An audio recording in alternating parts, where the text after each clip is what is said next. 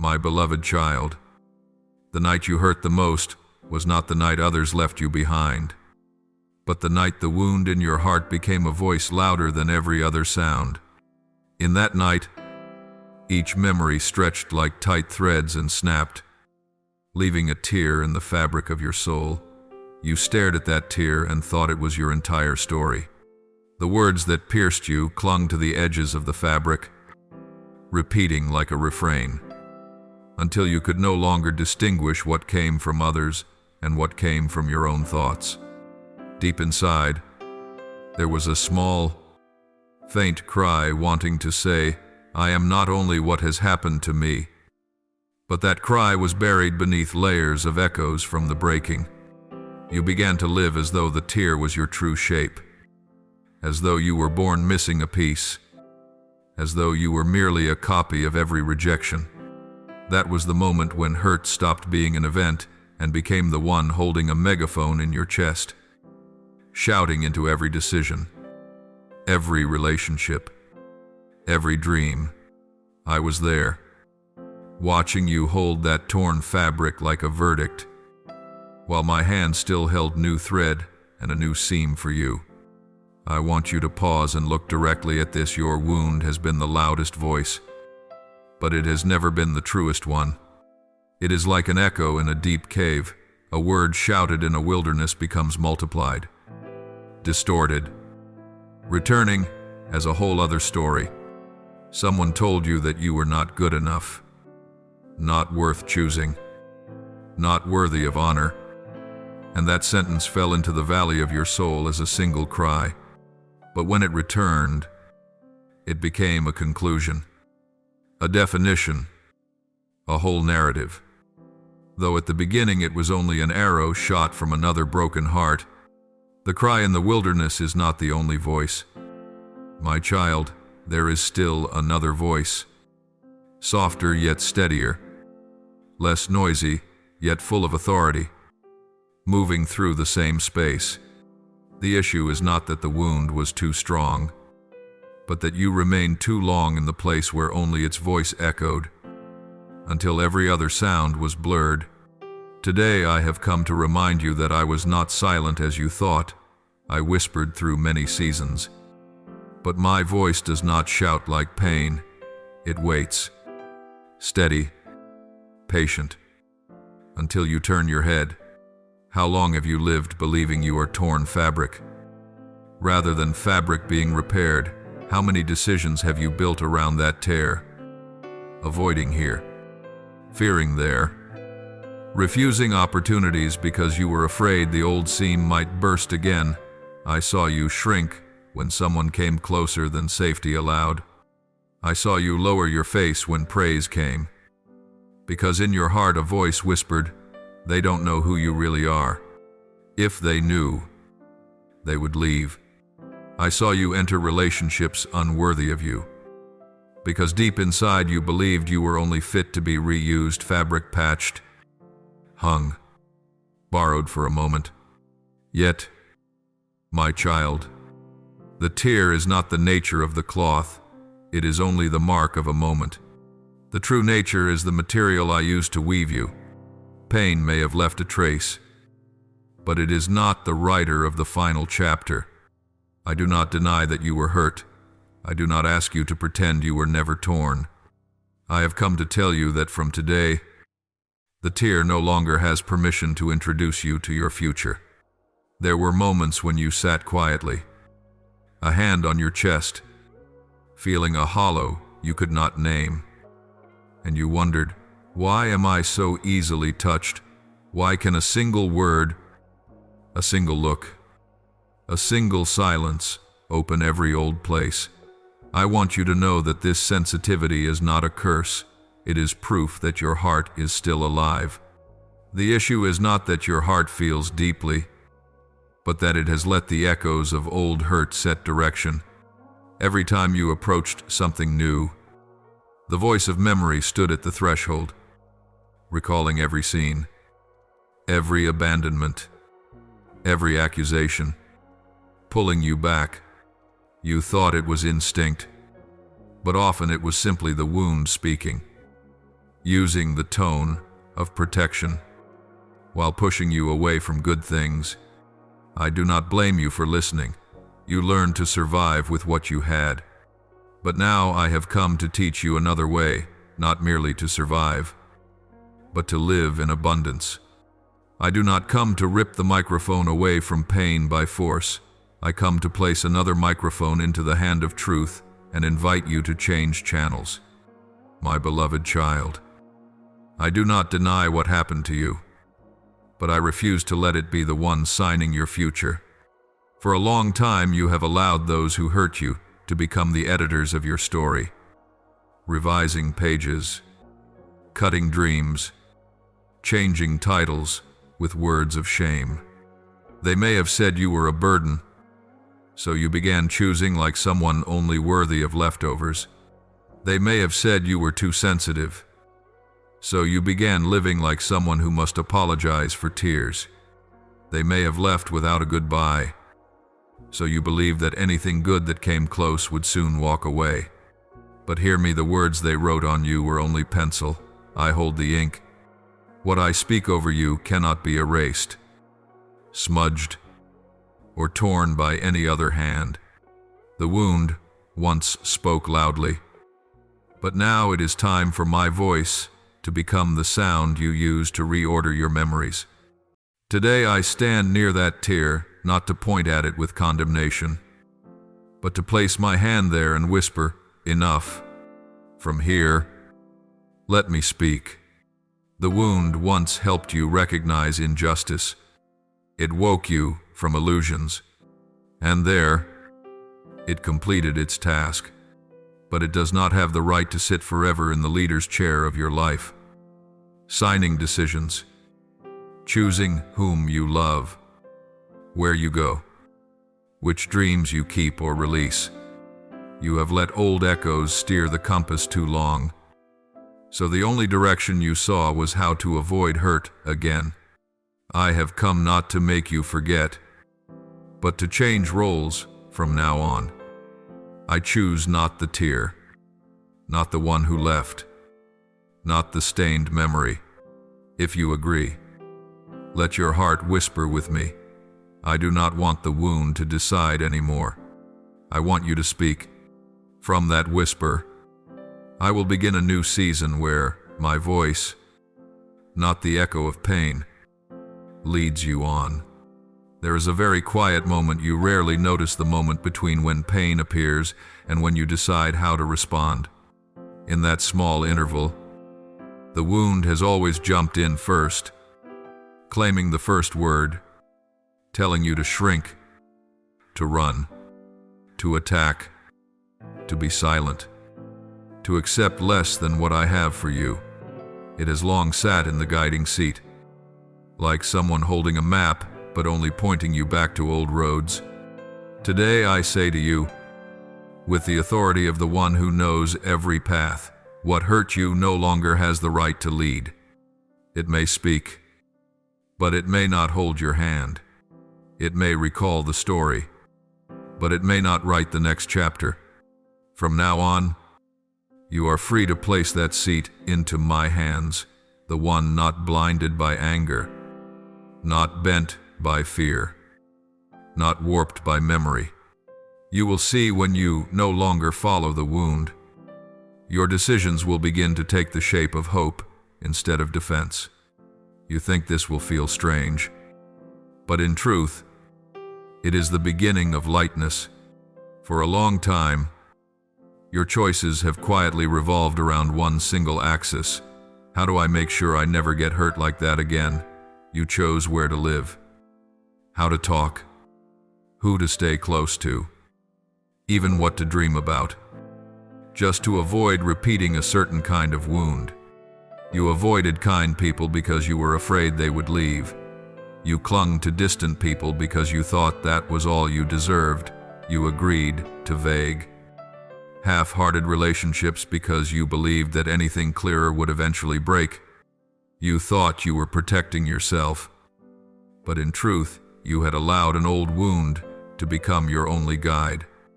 It put up danger signs even when the road ahead was one I had already cleared for you. I do not rebuke you for this. You have simply been reacting in the only way you knew how in order to survive. But hear me, living by your wounds may keep you from breaking further, but it will not help you grow. I did not save you so that you would remain forever in a defensive stance. I saved you so you could walk, love, trust, and live at a new depth. For that to happen, there must be a break inside, a break from letting pain hold your hand and lead. The paradox is here when the rope that tied you to your hurt is cut. You feel, for a moment, as if you are hanging in midair like someone standing on an old bridge that has just been dismantled while the new bridge is not yet built. You have grown used to one voice, used to leaning on it to predict everything, even though it is the voice that makes you shrink back. When I tell you to let go, you imagine you will fall into emptiness. But in truth, the moment that rope snaps is the very moment another rope fastens, the one that leads to my hand. Cut in order to be tied sounds contradictory. But in my kingdom, that is the pattern. You must leave what is wrong to make room for what is right. You must refuse the voice of fear so that your ears are free to hear mine. You are not abandoned in some void. That in-between space is where I wait for you. With a different map, not sketched by all the times you were rejected, but by what I ordained for you long before the first wound ever touched you. Every time you dare to say, I will not decide based on this fear anymore, I want to ask you. Another strand is added, linking your heart to mine. You will be surprised at how much lighter you feel when you no longer have to control every direction just to avoid being hurt. All this time, you have not been exhausted because the journey was too long, but because you were walking while scanning every side for threats, carrying on your back the worst-case scenarios your wounds had scripted. You assumed the future was a forest full of traps, not realizing that many of the thorns were planted by your own pain to frighten you. When you begin to ask, Lord, what do you want me to choose, instead of only, will this hurt me again, you change the axis. Pain is no longer the center. My will becomes the orbit. And when the center changes, the pull changes. You will find yourself moving toward peace. Even when some stretches are not yet comfortable, you will find yourself choosing what is healthy. Even when it feels unfamiliar at first, you will find my hand steadying you right at the moment you think you are about to stumble. Instead of living hunched in a defensive posture, you begin to stand upright not because you are blind to risk, but because you know there is one who has already seen every risk and is waiting there ahead of you. I know there is a part of you that still asks, if I let you lead, will you let me be hurt again? The answer is not that I will remove every scratch along the way. Pain on this earth does not disappear completely until all things are made new. But here is what I promise from now on. Pain will no longer be the architect of your path. It will only be a small piece in the story of restoration.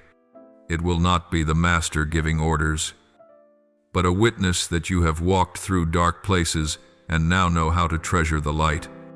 I do not promise there will be no more tears, but I promise that no tear will be wasted as before. Once, your tears flowed through hidden channels of self-blame and shame. Now, your tears will water seeds of courage, discernment, and compassion. You will still feel, but you will feel in my hands. You will still tremble, but you will tremble on rock, not on sand. And in each choice, you will see clearly what hurts you, may whisper. But my word is the final voice. So today, right where you are sitting, I invite you to make a quiet transfer hand over the wheel. You do not need a complex ritual. No long speech. A single, honest whisper is enough, Lord. I do not want my wounds to choose for me anymore. I want you to choose for me. I hear that whisper more clearly than any shout, and I begin to act from that point on. You may still see fear from time to time standing by the roadside, waving you back. You may still feel old memories tugging at your sleeve, reminding you, be careful. Remember how it hurt last time. But the difference now is that you will no longer automatically obey. You will pause, lift your eyes, ask me, and let me nod or shake my head. With each such step, you are rewriting your inner habits from following pain to following me, from survival reflex to faith response. And then, one morning, you will suddenly realize it has been a long time since the things that once hurt you were the first things you thought of when you faced the future. The first face that appears will be mine. There is a lie that has sat in your chest for a long time, lulling you with memories and stories that sound so reasonable that you are the sum of what has been done to you, that the cracks in your soul are your identity, that the scars, though closed, are still your map. I have come to pull that lie out from the very center of your heart. You are not the product of your wounds. You are my workmanship. What others have done to you is not the mold into which I must pour your future. It is only dust on the surface of a gem. I saw you before any harsh word touched you. I called you when no one else called your name. I placed value in you when no one knew it was there. You were not born out of accident. You were woven by my hand. Every thread has meaning. Every color was chosen. Your starting point is not your pain. Your starting point is the love I have had for you since before a single star existed. When I say you were woven by my hand, that is not a vague metaphor. I placed every capacity, every need, every tear and every burst of laughter into the structure of your soul like an artisan, setting each stone into armor. What you have called weakness is often the crack through which light shines. What you have called shame is often the very place being shaped to become strength. I do not look at you through the lens of your mistakes or your wounds. I look at you through the eyes of the one who made you. When people hurt you, they touched your surface, but no one has ever touched your essence, because your essence rests in my hands. I do not allow your wounds to define you, because wounds are temporary, but my choosing of you is eternal. There were times you looked at yourself and saw only mud, only fragments, only ruin. You concluded that your life was only fit to be patched, to be fixed here and reinforced there. But I tell you, beneath that soil is a precious stone, even when others do not see it. I do. Even when you believe you are nothing more than cloudy amber. I know you are a diamond covered in dust. I am not afraid of dirt. I know how to wash, to wipe, to lift into the light with my own hands. What you call the past, I call material for shaping. There is no wound you carry that lies beyond my power to restore. For I am the one who made the bedrock itself. When I touch something, it begins to carry light. You do not belong to what has hurt you. You belong to the one who lived in your place, who calls your name with love, not with memory. There are people who have spoken of you with words that stained your honor. People who belittled you, who used you as something temporary to fill a void in their own hearts. I heard those words, but I did not allow them into your file. I keep your file in my hand, and in that file are the things no one ever praised, your faithfulness, your quiet kindness, the times you forgave when no one saw, the nights you wept and yet refused to harden your heart. You assumed that because people did not see, no one recorded it. But I saw. Not only did I see, I treasured it. I do not see you as someone marked by wounds. I see you as someone in whom glory is being slowly revealed. Your wounds are not the stamp on your forehead. My choosing is. Your honor does not lie in how others treat you. But in this unshakable reality, I have chosen you, called you, loved you, and am restoring you with meticulous care. Do not be afraid that you must prove yourself in order to be worthy. No one needs to prove what is already true. You do not need to strain to become lovable. Because I loved you before you even knew what love was. I did not wait for you to be tidy before I came. I came into the clutter to perform a miracle. When you look in the mirror and see only cracks, I look into your eyes and see an unfinished story. I know you will rise from places where others expect you to stay fallen. I have placed in you a dignity no one can take, because it does not rest in human hands, it rests in mine. Every wound is only wind across the surface, the gem is still in the ground, waiting for the day I dig it up and set it on the throne of favor. That day is closer than you think. There are nights when, just before sleep, the first thing that rises in your heart is not my voice, but the voice of a painful memory. It speaks loudly, pushing to the front, tinting every question with fear. I want you to see one gentle, liberating truth. Wounds can speak, but they do not speak from truth. They speak from fear, from the cold of days when you were left alone, from the moments you felt worthless, from the seconds you believed you did not deserve to be fully loved. The wound speaks like a thirsty person standing outside a well, mouth dry, raising their voice to sound strong, but empty inside. It tells you to stay guarded, to avoid, to shrink, to accept less, to trust no one too much, to hope only a little. It uses old memories as evidence that the future will be the same. But memory is not prophecy. The wound is not a prophet. It is only an echo from a place where you once sat and cried alone. It is not the voice leading you forward. You have heard that voice many times and mistaken it for wisdom. You have said to yourself, I must be realistic. I must prepare. I must expect the worst.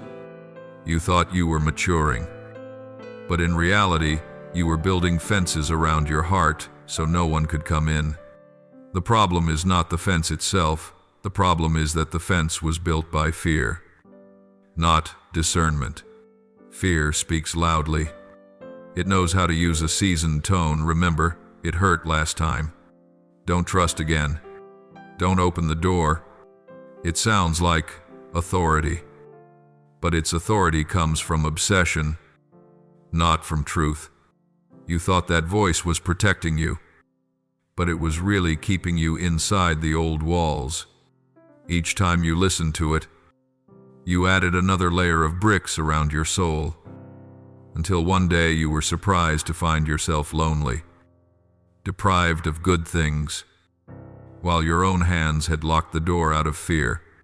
The voice of the wound does not need proof, it only needs to summon a feeling, and that is enough for you to believe it. But feelings are not the standard of truth. Truth does not change. Feelings shift with the weather of memory. I do not blame you for having listened. Pain always tries to become a teacher, and teachers from the past tend to stand right at the door. But I want you to realize this: true wisdom never speaks in the language of fear. True wisdom speaks in peace. Fear tells you to shut everything down.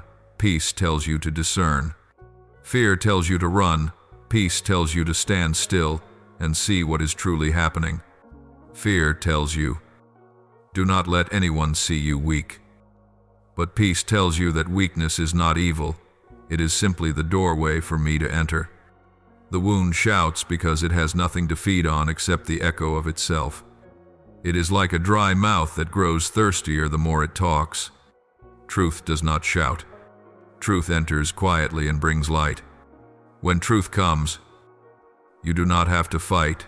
You simply know this is right. This is from heaven. and the weight in your heart drops like a stone slipping from your shoulders. You once believed you had to control everything so you would never be hurt again. And so your wound became the gatekeeper. It stood at every decision. Are you sure? Is this safe? Will this repeat the past? And while it may have shielded you from some stumbles, it also blocked you from certain miracles. It kept you in the familiar, even when the familiar was cold and lacking light. I am not asking you to throw your wound away or to pretend it does not exist. I am telling you something else. Do not let it speak for you anymore. Honor the fact that it once hurt, but do not hand it the microphone. Let it sit in the back, not the front. Let my voice go ahead. Let the voice of the wound follow behind. When you do this, the conversation within you begins to change. Where every question once revolved around fear, now your questions turn toward purpose, will, and hope. Where you once asked, if I open my heart, will someone hurt me? You now ask, whom do you want me to open my heart to? And when this is a great shift from defense to discernment, I want you to see this with the eyes of your spirit. The voice of the wound is like an echo in a cave. It resounds. It is loud. It repeats. But it brings no new information. It is only the past bouncing off stone walls. Truth is like the light outside the cave. It does not repeat. It expands space. You do not have to erase the past to step out. You only need to recognize that the past has no right to decide. When you recognize which voice comes from fear, you no longer have to wage war against it. You only have to refuse to sign your name under it. You can say in your heart, I hear you, but I will not follow you.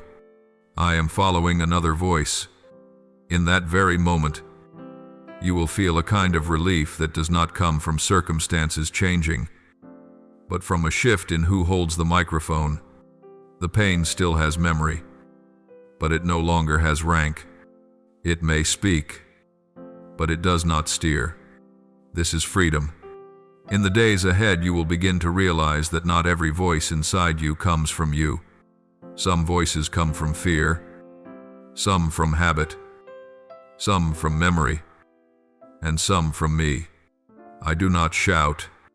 I do not push. I do not rush. I come as gently as breath, as strong as the sun. When I speak, you are not shoved, you are lifted. When I speak, your chest does not tighten, it opens. When I speak, your heart does not curl inward in suspicion, it is watered with peace.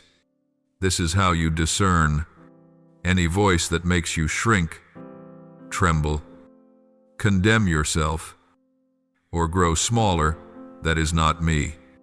Any voice that leads you into clarity, self-respect, and peace, that is mine.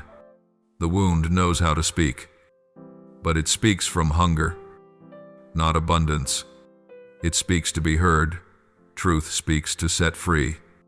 The wound speaks to fortify its walls. Truth speaks to build you up, and you are invited to stand on the side of truth.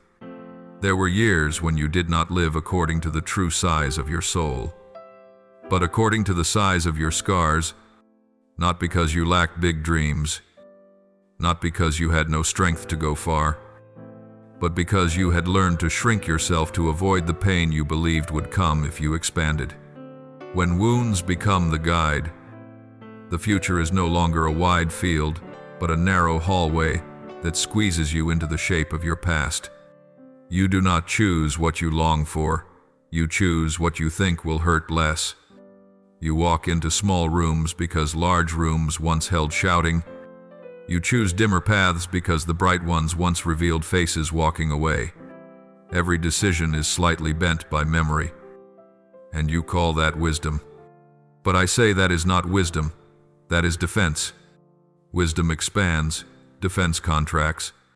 Defense makes you hunch your shoulders. Lower your voice. Walk quickly, constantly looking around. I did not design your future on ground ruled by fear like that. I have seen you stand before good opportunities, yet your feet refused to move, not because you did not want them, but because somewhere inside you believed that good things do not truly belong to you. Fear spoke loudly. Be careful. Don't trust this. Don't open up. You will regret it. And so you chose safety over living. You thought safety meant avoiding risk. But I say safety is walking in my voice. Your wound tells you to avoid. My voice tells you to step rightly. At first, these two can sound similar, because both speak of protection, but one protection comes from fear, the other from love. You once chose smaller roads because you had fallen before, and to avoid falling again. You shrank both the path and your heart. I do not condemn you, but I want you to see the consequence. The future is being compressed into the shape of a scar, not the shape I placed within you. Scars are not a map. A scar is only a witness to a cut. If you let the witness become the compass, you will walk in circles. You think you are being realistic, but that reality is built only on the past. You call what is familiar wisdom, but true wisdom does not merely repeat, it sees through. You have grown used to small rooms, cautious steps, safe answers. You smile when others say you are strong. But I know there are nights when your breathing is short and your heart beats against your chest like someone knocking on a door. There are dreams you have packed away, not because you do not believe in dreaming, but because you do not dare believe that good can come to you without bringing pain. Your wound tells you that the good will cost you loss. My voice tells you the good will bring you back to yourself. You must distinguish the two. When you follow the voice of the wound, the future becomes like a passageway in a storage house, things stacked high, light scarce, and you must hunch your shoulders to pass through. You can walk there, but not freely, not joyfully, not open. I did not create your life as a tunnel. I created your life as a field. What I give is always larger than what you leave behind. But when fear is your guide, you only choose what you can control. You do not choose those who know how to love. You choose those who will not leave. You do not choose the work that fits your design. You choose the work that feels safe. You do not choose joy. You choose the avoidance of pain. You live like someone holding a full cup of water, so afraid of spilling it that you do not dare drink. Do not dare walk quickly. Certainly do not dare run. But I did not tell you to hold the cup. I told you to drink. I did not tell you to hold your breath. I told you to breathe deeply. The future is not a fragile object. It is a garden. A garden needs footsteps, needs open skies, needs the trust that seeds sown will rise. You cannot plant flowers with fear. You can only plant with hope. Your wound tells you, do not sow. Last season failed. But last season is not this season. Last season did not know that I have gone ahead into the soil. Last season did not know I have sent rain in the night. I remember the days you chose smaller paths because you had fallen. I saw you walking on the edge of the pavement, eyes down, the fist clenched around your bag as if the whole world wanted to take something from you. You have lived like a person guarding a treasure in a cloth pouch, afraid to open it in case it is stolen. But I tell you, the real treasure is not in the pouch. It is in you. No one can steal what rests in the palm of my hand. You do not need to make yourself smaller to be safe. You only need to stand in me to be strong. When you follow my voice, you will see that the doors are not there to squeeze you, but to open you. I lead you not into narrow corridors. but into spacious places. I want to see you stand upright, shoulders not hunched, eyes not fixed on the ground, breath not short. I want to see you walk into large rooms without trembling, because you know who walks beside you. The future is not shaped like a scar. The future is shaped like me. I am not narrow. I am not small. I am as wide as the sky, as deep as the sea, and my heart is your home. From now on, whenever you stand before a choice, do not ask, what will hurt less? Ask, where is his presence? Not everything quiet is peace. Sometimes it is only the silence of fear. True peace does not shrink you. It enlarges you. True peace does not tell you to lock the door. It tells you to keep watch. Watching is not the same as locking. Watching is alertness. Locking is fear. You do not need to live with your back against the wall. You can live with your face toward the sky. Your wound once became the guide because no one else stood there. Now I am standing there. You no longer need the voice of fear as a map. When you follow me, the future will no longer carry the shape of a cut, but the shape of life. You will breathe more easily. You will sleep more deeply. You will choose spacious things. And you will discover the deepest place that once hurt the most will become the deepest place that one day will bloom. I have seen every scratch on your soul. None of them I ignore. None of your sighs slip past me. I do not despise the moments you shattered. I do not mock the days you trembled. I do not scold you for trusting the wrong people. I stood right there when you wrapped your arms around yourself in the night, when tears soaked your pillow, when the question drilled into your chest, why did this happen to me? I did not turn away. I am not too high to see, not too far to touch. I leaned down, placed my hand on that bleeding heart and spoke with a voice that does not shake. I know. That is where healing begins, not when the pain disappears, but when you know I am inside the pain with you. Your wound does not disgust me, it draws me near. For I am Father, I am Shepherd, I am Potter, I touch the crack. I lay gold into the fracture. I do not discard the broken piece. I turn it into beauty. I have only one thing, I will not let the wound wear the crown. It does not get to rule you. It does not get to decide tomorrow. It does not get to choose the path. I have seen when pain sat on the throne like a king, issuing decrees that forced you to live smaller, less, further back. I have seen when a small memory controlled a great step. I have seen when a single wrong sentence made you change the course of a lifetime. I have seen when the wound held power and you bowed before it like a ruler. I do not condemn you, who in this world has never knelt before pain, but I have come to dethrone that king. It is not when the wound vanishes that it is dethroned, but when it loses its seat. It may still be there, like a tear in the fabric, but it is no longer allowed to speak as king. I do not erase it. I simply take the crown from it. There was a time when you believed that to survive, you had to listen to your pain. You thought it was wisdom, that it was protecting you. The wound said, do not trust anyone anymore. And you listened. The wound said, make yourself small so you will be less seen. And you did. The wound said, if you are good enough, they will love you again. And you tried. But what the wound said was the voice of fear, not the voice of truth. I do not scold you for having listened, I hold you. I wipe your tears. And I teach you to discern the two voices. There is the voice of fear, and there is my voice.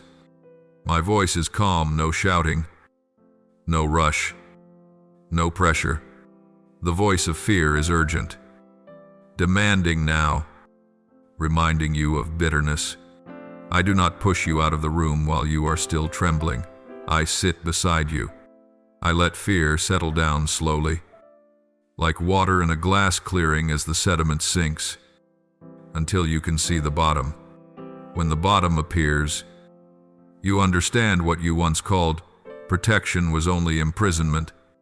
I unhook the latch on the door. You step out, not because the wound has fully healed, but because it is no longer king. You do not need to erase memory to be free. You only need memory in the right place. It is a story that happened, not a command that is still being issued. It is a page already written, not a pen still writing. I do not force you to forget. I simply take it down from the throne. The crown falls from the past. It is no longer on the head of pain. It lies at my feet. You no longer kneel before it. You stand beside me. I cover you with my shadow. I surround you with peace. And I place the true crown upon your head, a crown not made of fear, but of worth. You are kept not by the fences built from hurt, but by my arms. There came a day, not long ago, when you sat quietly and suddenly realized you no longer trembled when you remembered a face, a word, a long night, not because you somehow became stronger on your own, but because I have held you.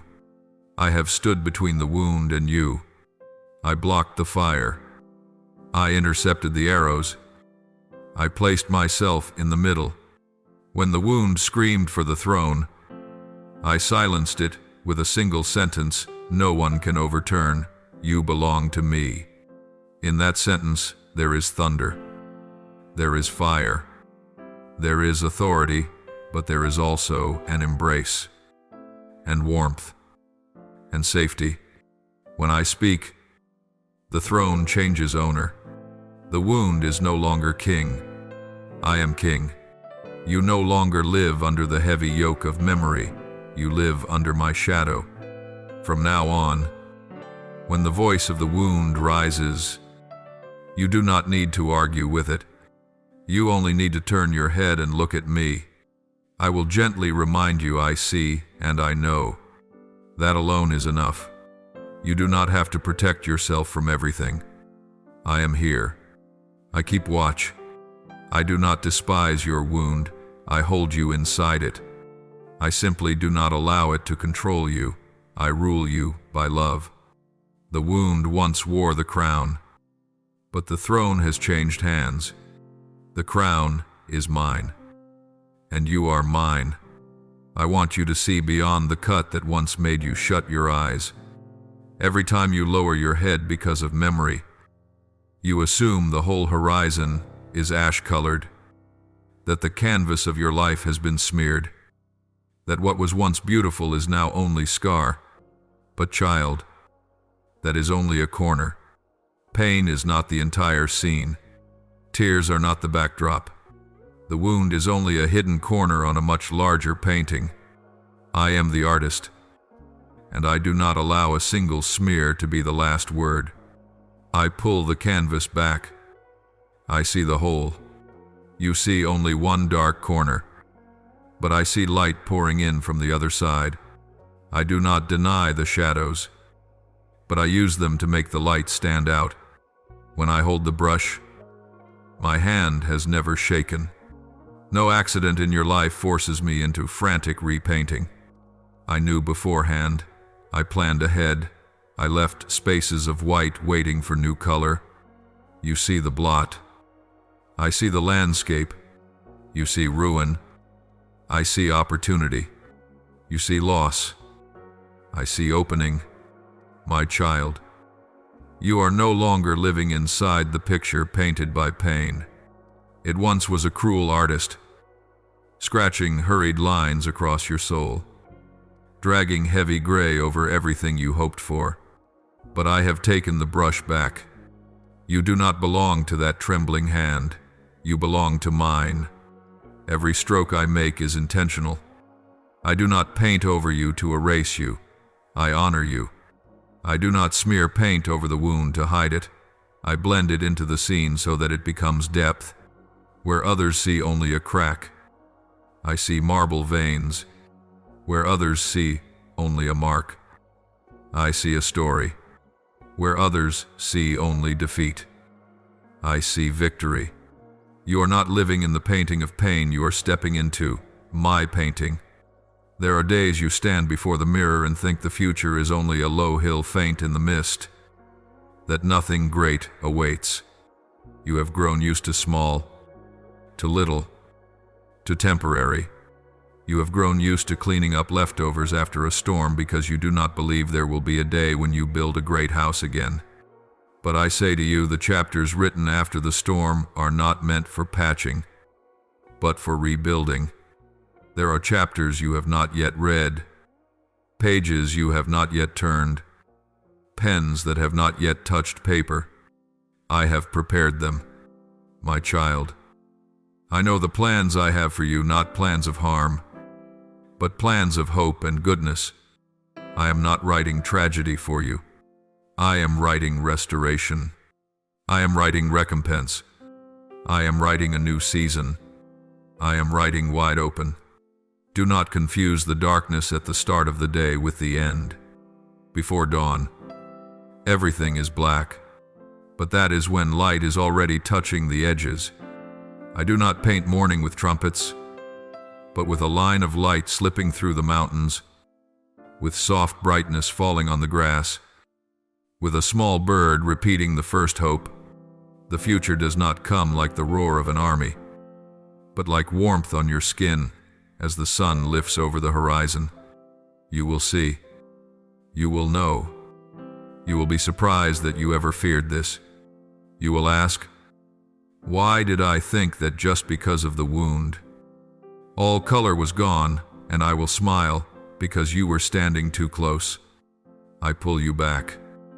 I set you on a hill looking down, and you see every tear in the canvas is only a small wave in a vast sea.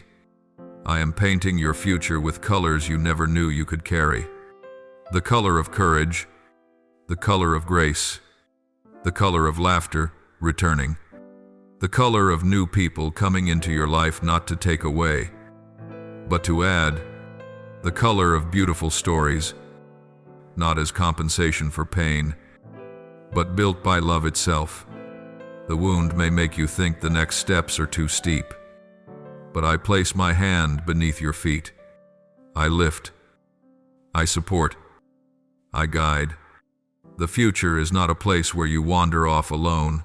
It is a place I lead you into, step by step. You are not walking into random unknown. You are walking into a plan. You are not walking into risk. You are walking into promise. You are not walking into a void. You are walking onto a canvas I have prepared. And one more thing, when you step into tomorrow, do not bring the old palette, the colors of suspicion, of comparison, of self-blame. Let them dry out on the board. I will place new colors in your hand. You will be amazed to see yourself painting beautifully, not because you are talented, but because I am at your side. I place my hand upon your wrist. I guide the lines. I steady your hand when it meets the blank space. You will no longer fear the blank space. The blank space is where miracles happen. The blank space is where I add. The blank space is where I begin a new chapter. And you will know that the future is not like the past. The future is not a copy of pain. The future is my original. You once shrank yourself to avoid colliding with the world. You trimmed down your dreams so they would not be mocked. You cut back your voice so it would not be hurt. You curled yourself into familiar corridors only because there, no one could see the wound. You believed that shrinking was safety. You believed that if you fit exactly into a small corner, no one would ever bump into you again. But you were not born to fit exactly. Your soul does not have the shape of fear. It has the shape of space. I have seen you sit beside open doors, and still squeeze yourself through narrow cracks, simply because your past taught you that large doors often have a price. But child, the price of the narrow gap is greater. It steals your breath. It steals your light. It steals your laughter. It steals the very part of you I gave you so you could live wide. I do not despise that choice. I know why you have made it. You are not small because of laziness. You are small because of fear. You are not silent because you are weak. You are silent because you were once crushed. You do not avoid because you do not know how to walk. You avoid because you once stumbled and do not want to hurt again. I know that every time you shrink back, a memory pulls you down with a whisper. Do not go far. It is safe here. But that safety is a bunker, not a field. It keeps you from the wind, but it also steals the sun. It shields you from collision, but it also steals your freedom. Fear has taught you that being small means no one notices. And when no one notices, no one harms. But fear is a poor teacher. It knows how to keep, but not how to give. It knows how to warn, but not how to open a way. I choose spaciousness for you, not so that you may display yourself, but so that you may breathe. You do not know how long your soul has been suffocating, living on shallow breaths, just enough to survive. I do not want you to survive. I want you to live. To live is an open field, a door without a lock, a hand extended without trembling. To live is not to avoid pain. To live is to walk through it and never carry it as a resume. I open a door, not so the wind will sweep you away, but so that you may know the world is not only traps. There are clean spaces. There are people who do not come to take. There are journeys that do not lead to wounds. There are seasons entirely given, not stolen. You have become accustomed to small. Small is predictable. Small is not judged. Small has little risk, but small has little joy. Small has little dawn. Small has little dream. I never wrote a plan for you to live like a cashier counting grains of hope with fear. I am a great father, so my gifts are great. You may believe that I do not call you into narrowness. I call you into the field.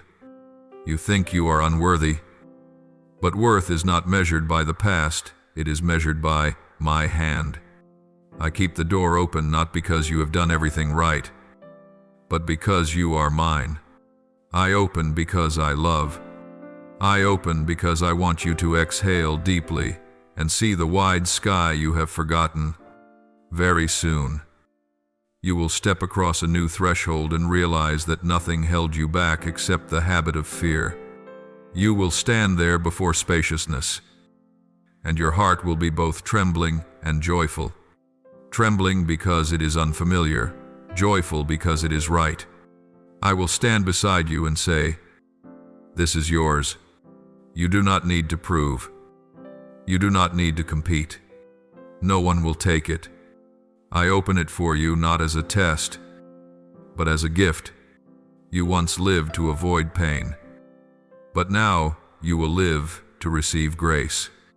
You once made yourself small so you would not be seen, but now you will open so that I may be seen through you. You once chose narrow because you feared, but I choose wide because you are mine. You think I look at you through wounds, through mistakes, through moments you collapsed, but I have never defined you by where you hurt. You think you must be healed before I call your name, must stop trembling before being sent, must shine before being chosen. But my child, I do not wait for you to be perfect before giving destiny. I choose you right in the dust, in the doubts, in the size of a soul that thinks itself too ordinary. When I call, I do not look at the place of breaking. I look at the place where I put purpose before you ever knew pain. The wound is only the middle chapter. Destiny is the final frame. I do not write biography from cuts. I write story from promise. I remember a man named Gideon. People saw a timid one, hiding low to thresh wheat in fear, just not to be noticed. No one in the village expected anything of him. Even he did not. When I came, I did not say, "Poor one." "Why do you hide?" I said. "Mighty warrior." Not because he was strong, but because I had appointed him for victory. Destiny never waits for perfection. When I call, I put the name of the future on the lips of the present. Gideon stood up not because of his small past, but because my word was larger than everything that had ever happened. He was not the product of fear, he was the product of choice. So are you. I do not see you as the pitiful one trying to self-heal. I see you as the one sent.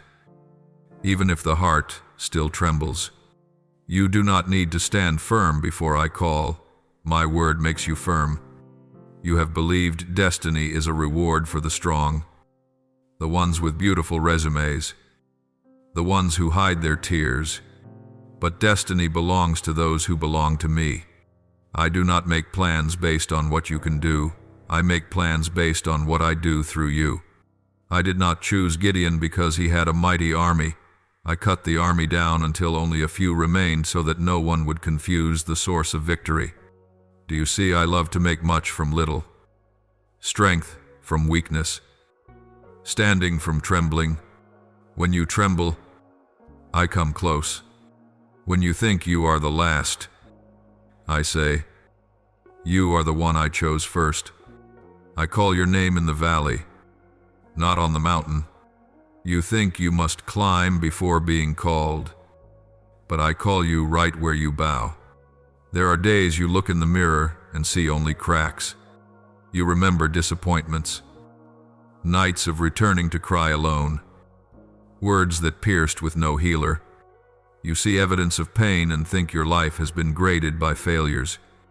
But I do not judge you by the checklist of the past. I judge you by the gaze I set on you from the beginning. When I look, I see destiny, not defeat. I see fire, not ashes. I see seed, not grave. I see a warrior hidden, not a trembling farmer. Your name is called not from high places, but from the low, a dusty place where no one imagines. My fire is already flickering. The wound may say you are not enough, but destiny says I am enough. The wound says you will break again, but destiny says I will hold. The wound says you are unworthy to be chosen, but destiny says my choosing is the evidence. If you are appointed to a role in me, no quake of the past can shake it. I do not give calling based on performance. I give based on love. When I choose, no one can take. When I appoint, no one replaces. When I say, you are mine, heaven and earth adjust. But that word does not change.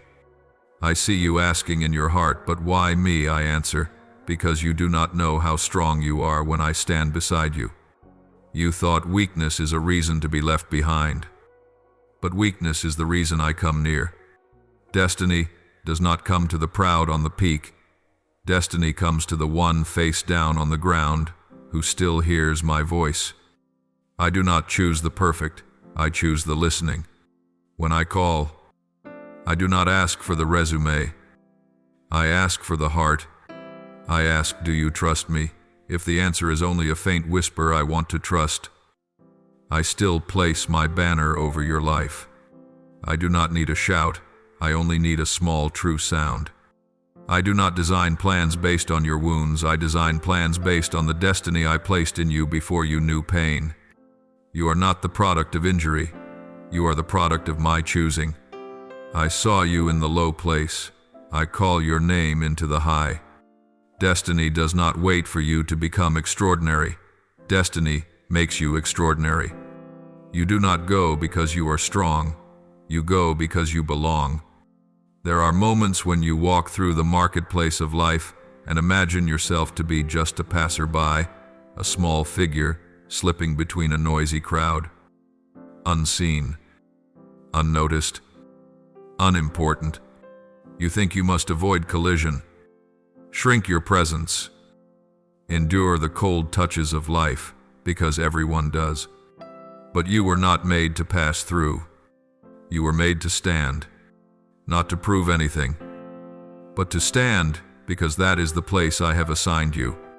You are not a victim of the crowd. You are someone I have set in the midst of the crowd. You are not a wanderer. You are a bearer of presence.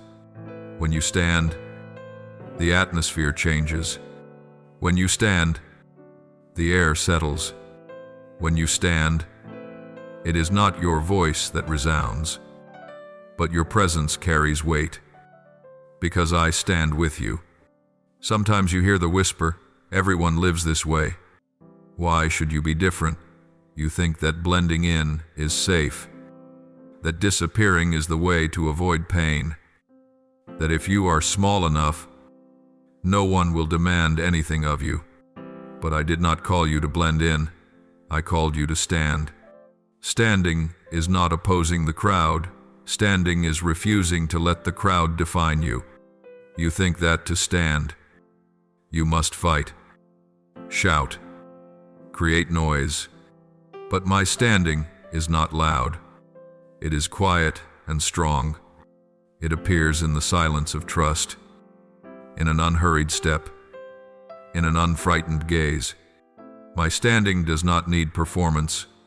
My standing is knowing where you are, knowing to whom you belong, knowing whose hand rests on your shoulder even when no one else sees it.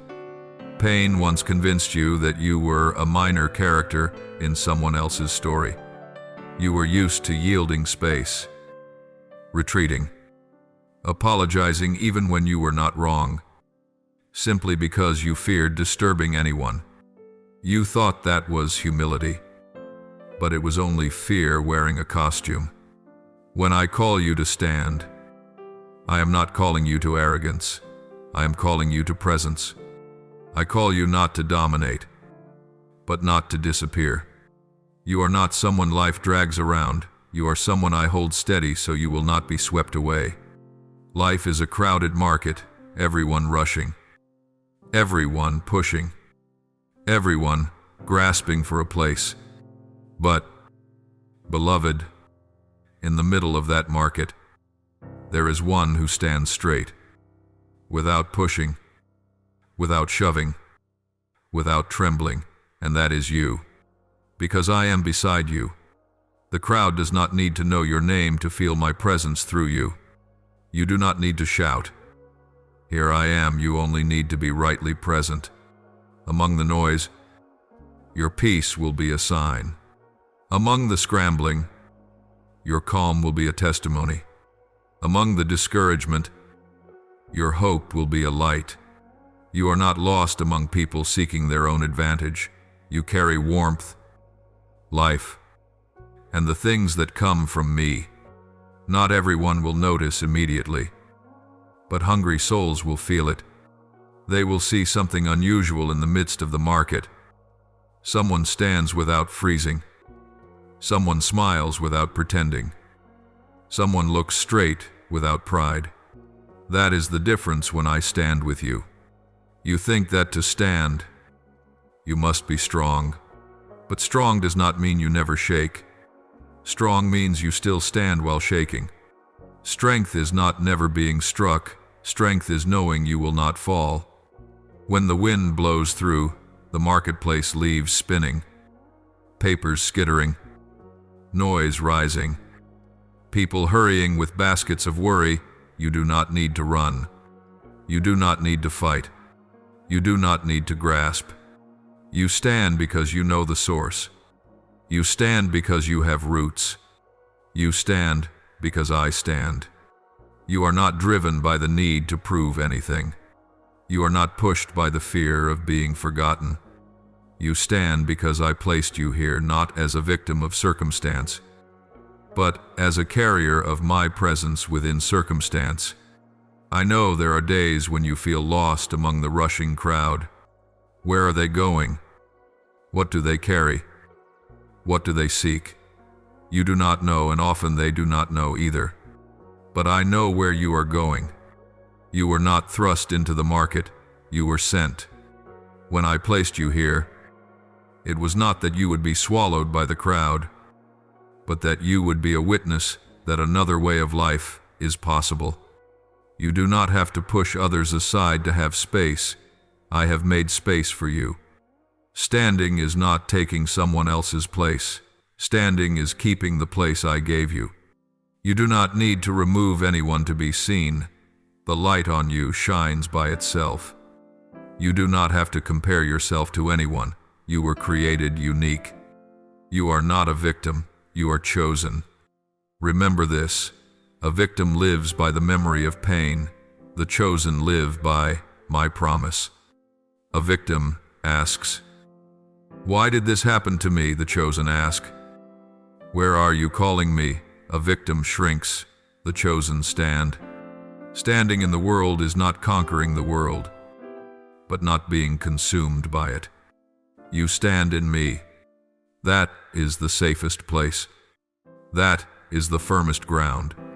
When you stand, you will see that the crowd is no longer a threat, it is just scenery.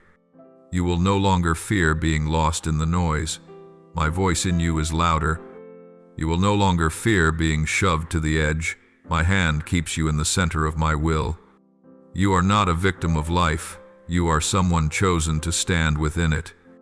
You are evidence that peace still exists amidst chaos. That light still exists in the marketplace. That steadiness still exists in the shaking. You stand not because you are more extraordinary than others, but because I am with you. You stand not by your own strength, but by my presence. When others run, you stand. When others despair, you stand. When others forget themselves, you stand. This is the beauty of calling to stand in the right place, at the right time, in the right love. And when you stand, you will see life no longer overwhelms you. It simply moves around you. There have been years when you walked like someone bent in the soul, not because your back was burdened by physical weight, but because your memories weighed on your posture. Pain does not stay only in the heart, it hides in the stance. You lowered your head when no one asked you to, apologized for what was not your fault, walked lightly, spoke softly, trying to make no sound, as though every firm step might offend someone and you would be punished. Pain taught you to bow. Betrayal taught you to avoid eyes. Criticism taught you to shrink. Wounds do not only hurt, they change posture. But I did not design you to move through life that way. I did not create you to look at the ground. I created you to lift your head and see the sky. I do not come with thunder, not with roaring noise, but with a quiet hand beneath your chin. I lift. You do not have to strain. I lift. On some days you will tremble when I touch, because you have been bowed too long. You did not know that you could look straight and not be judged, that you could meet a gaze without being wounded. But when I lift your chin, light touches your face. Not the light of the world, but my light. It speaks in a language without words. You are precious. You belong. You do not need to bow anymore. I know pain once told you that bowing was wisdom, that shrinking was humility. But bowing from fear is not humility, it is surrender. I have come to teach you posture again. I do not teach pride, I teach steadiness. I do not teach you to raise your head to boast, but to breathe. When you lift your head, lungs open, heart opens, vision opens. You see farther, wider, higher. I intended you to see the sky, not your own feet. Is there any shame heavy enough to keep your face down? I place my glory on you with greater weight, and that glory lifts. There are days when you hear the voice of the past saying, "Do not lift your head, they will see you." But I say, lift your head so you can see me. The world may say, bend down to be safe. I say, stand tall because you belong. When you bend down, you see dust. When you stand tall, you see the road. It is not that you never knew the road was there, you simply could not see it when your eyes were always cast downward. Pain made you see the small path at your feet. Grace makes you see the horizon. That is why I lift your chin, not so you will look at yourself, but so you will look at me. I rejoice when I see you lift your head, not in human pride, but in holy pride, the pride that comes from knowing to whom you belong. When you lift your head, you speak with your posture, I am not the product of my injuries. I am the child of the one who raised me. There is a deep joy in that lifted head. Joy is not loud laughter, but light in the chest. Joy is not noise, it is rest. It is the quiet contentment of knowing you are seen, held, understood. Pain once made you hide your face. I make you turn your face toward light. You will walk upright, not because you have never fallen, but because I lift you every time you want to bend. There will be moments when you forget and stoop again, but I do not scold. I simply place my hand beneath your chin once more, child. Look at me. I have never grown tired of doing that. I do not say, stand straight on your own. I stand beside you. I lift. I support. When you look up, you see not a crowd waiting to take from you, but the Almighty waiting to give. I do not only heal your heart, I heal your posture. I want you to walk through life, not as someone surviving, but as someone kept. Wounding made you lower your head, but I make you lift it. And when you lift your head, you see that the sky has never closed. It is still open, still wide, still bright. You are not small beneath a low ceiling. You are called under my sky. You do not need to hide your face when I love you. Light does not shame you. Light makes you alive. Your identity is not decided by what has happened to you. Some people looked at your wounds and rushed to a conclusion. They thought the tear was definition, that the bruise was identity, that the tears were your name. They saw only what was outside and spoke according to what their eyes observed. But I do not look at you that way. You are not marked by what people have done. You are marked by what I endured. You do not carry scars of failure as identification. You carry the mark of love poured out for you. There are nail wounds in my body, and those very wounds are proof that none of your wounds are final. My wounds heal your wounds. When you belong to me, what marks you is no longer the past, but redemption. There are days when you touch the hurting place in your heart and imagine that is what everyone will always see.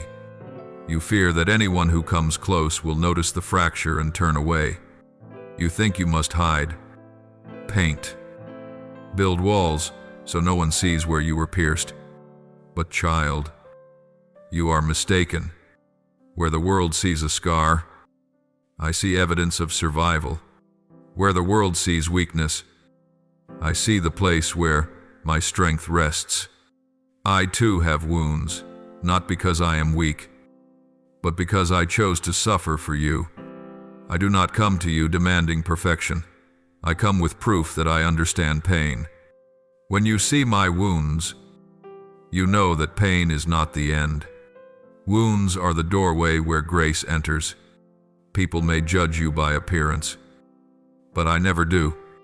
I did not choose you because you had no wounds. I know you have them. I have seen every tear in your soul. I have counted every drop. Do you think I would send you away because of where you broke? No. I come closer. I place my hand upon that place. I pour oil and wine like the Good Samaritan. When I touch, it is not to reopen pain, but to heal. My wounds are the answer to yours. The nails did not only pierce me, they sealed the door of your past. When I was pierced, death was denied its claim on you. When I bled, your shame was washed away. You are not marked by what they did, but by what I have finished. There is something you have never allowed yourself to believe deeply enough. You do not need to feel worthy in order to be loved. I did not wait for you to come with clean hands and an unbroken heart. You came with blood. I came with blood. You came with cuts. I came with nail marks. When you look at my body, you see that I do not stand far from pain. I stand inside pain to free you from it.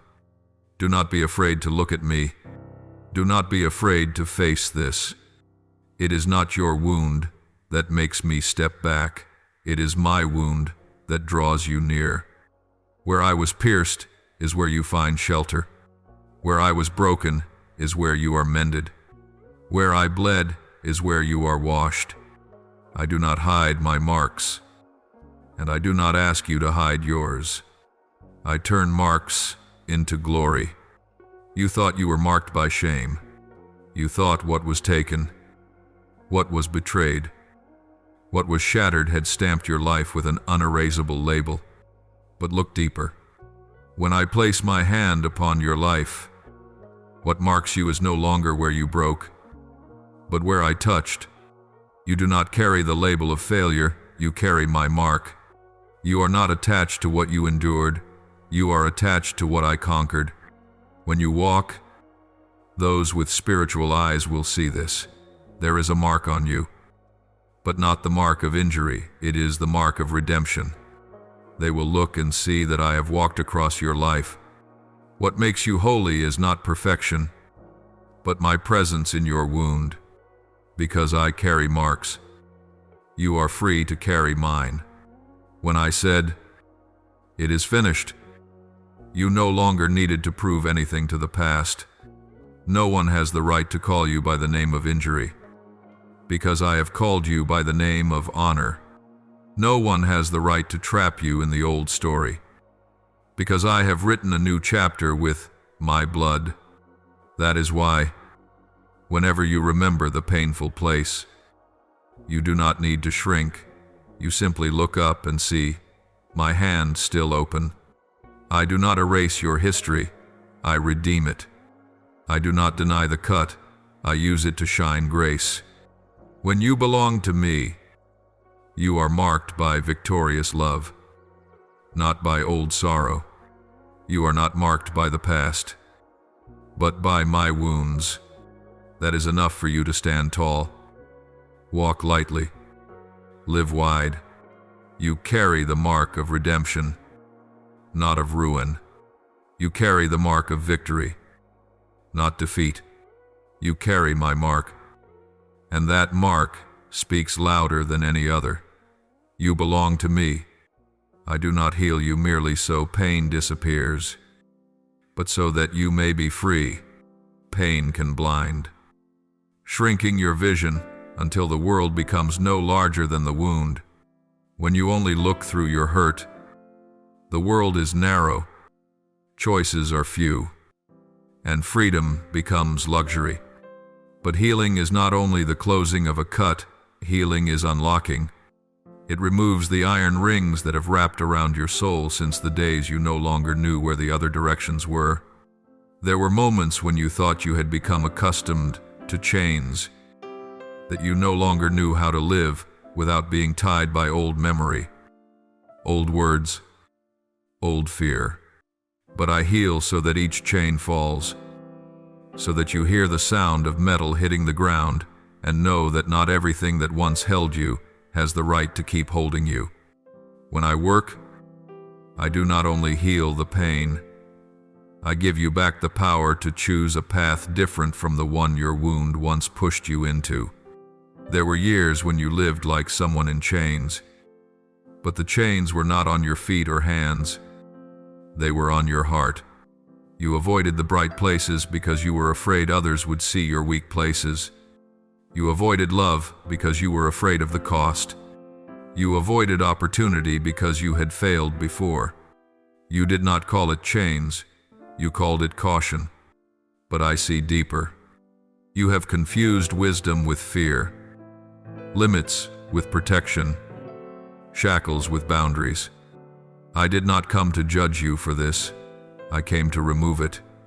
When I unfasten the chains from your soul, the first thing you feel is strangeness. Freedom at first feels like emptiness, like not knowing where to put your hands, like losing balance. But my child, do not fear that feeling. It is not loss, it is space. Space to breathe, space to step, space to choose what is good instead of what is familiar. Freedom is not loud, it is light and holy. I heal not so that you will just feel better, but so that you will have the power to choose something new without being pulled back into what is old. Wounds always pull toward the familiar, because pain likes to repeat itself. It draws maps from memory, and memory does not have to be true to be strong. It only has to be familiar. You have returned to places that hurt you, only because those places looked like home. You accepted small words as love, only because they were not strange. You entered narrow doors because you believed you only fit that size. But when I touch you, I do not drag you out with a shout. I unlock with a whisper. I tell you, you can choose something else. And you begin to realize that freedom does not come by fighting, but by recognizing when you know you are no longer bound. You no longer have to pretend to be a prisoner. I do not heal by erasing memory. I do not use a miracle to make the past disappear, because I do not deny what you went through. I honor you too much to do that. I do not call those tears meaningless. I do not treat those lonely nights as outdated. I do not tell you to forget. I tell you, do not let it lead you anymore. Healing is not wiping the board clean. Healing is taking back the steering wheel. Each wound once drew you toward the narrow, but each time I touch you, the view widens. You no longer stand at the edge like one trembling, afraid to fall. You stand like one who knows there is solid ground beneath your feet. Even when you do not see the whole landscape, I return dignity to you, not by making you forget, but by making you choose from a healthier place. There is something deeper I want you to know. The freedom to choose what is good is the sign of true healing. Not loud laughter, not total forgetting, not being strong at every moment. True healing is when you stand before a familiar doorway of pain and you are no longer pulled in. You can look at it, remember it, and walk another direction without needing hatred. No more bitterness, no more trembling, only knowing. What was once a shackle is now a memory, and the memory is no longer the master. I have seen the chains fall from your soul, one loop at a time. There are sounds only I hear: the metal hitting the ground when a false belief collapses, the rusted lock dropping when you forgive, the chain opening when you say no to what once bound you. No one else hears it, but heaven hears clearly. You do not need to rush forward. Freedom is never in a hurry. You only need to walk with me. Healing does not make you run. Healing makes you stop running from yourself. When you no longer fear yourself, no longer fear your emotions, no longer fear the inner voice, you begin to choose what is good naturally. The good is not the grand, but the right. The right is not what feels pleasant at first, but what is spacious later. I heal you so you may have a future not shrunk by what once hurt you. I want you to see clearly that you are not defined by pain, you are defined by me. Every good choice you make is not to erase the wound, but so the wound no longer dictates your life. You are free to love without losing yourself. You are free to leave without carrying resentment. You are free to say enough without feeling guilty. You are free to receive grace without feeling ashamed. You are free to choose the wide path without fearing that wide means dangerous. That freedom is the sign of healing. And that is what I am doing in you. I unlock. I unbind. I give back the power to choose. When you choose what is good, you walk straight through my doorway. When you step through my doorway, you step into peace. When you step into peace, you know healing has come. When the heart is full of wounds, the world before you is like a fogged glass. Everything blends together. Joy and sadness, good and bad, hope and confusion. Because you are seeing through the dust of memory, you think you see clearly. But in truth, you are only seeing the old scratches on the glass. Anything that comes near you becomes distorted. Care is suspected. Love is interpreted as danger. Opportunity looks like a trap, not because life always threatens, but because the dust in your eyes makes the light faint. When the heart is wounded, the eyes always anticipate harm, not because you are weak, but because pain teaches, be careful, or you will be hurt again. But too much vigilance narrows vision, and you no longer see the doorway I have opened before you. I heal the heart before I open the path, because a path is useless if the eyes cannot see. When I wipe the dust from the soul, everything becomes different. Not because the world has changed, but because the way you see has changed. There are mornings you wake and do not know why your heart is lighter, why fear has stepped back, why the wind blows without carrying old memories. That is when I have touched you. I do not touch with loud noise, but with gentle light. You do not hear metal breaking. You only find yourself breathing more easily. You step outside and notice the things that once made you anxious now do not make you tremble. Not because they have vanished, but because their source has lost power over you. The dust has fallen from your eyes. The heart has been wiped clean, and the light has found a way in. You once walked in darkness, not because I hid the road, but because the shadow of the wound hid the direction. When the heart is full of fear, the eyes choose shortcuts. When the heart is full of bitterness, the eyes choose small spaces. When the heart is full of doubt, the eyes choose locked rooms with no door. But while you believed that was safety, it was limitation. I do not rebuke you for this. I understand. Because a hurting heart will always choose cul-de-sacs for protection. But when I heal, you no longer choose dead ends. You begin to see the wider path, not because it just appeared, but because you are now ready to see it. A healed heart brings bright eyes, and brightness is not only the absence of darkness, it is discernment of what is directly before you. You can see who comes near with peace, and who comes near with the need to possess. You can see a wide door, not as a trap, but as what I give. Light does not push you, it invites. It does not drive away darkness by noise, it simply exists. When the heart is healed, you no longer strain your eyes to find direction. You look and you know, not through complex logic, but through inner peace. Peace is not an emotion, it is light. When peace is within, you can tell my voice from the others. You hear what is small that you once ignored. You sense what is deep that you once dismissed as vague. I do not shout so you will hear. I whisper. And a healed heart makes the ear sensitive. Light is not loud, but it prevails. It prevails by clarity. What was tangled becomes simple. What was heavy becomes light. What was blurry becomes clear. The day you discover that you can see the way ahead, you will remember it was not the world that changed. It was the heart. Pain no longer clouds your eyes.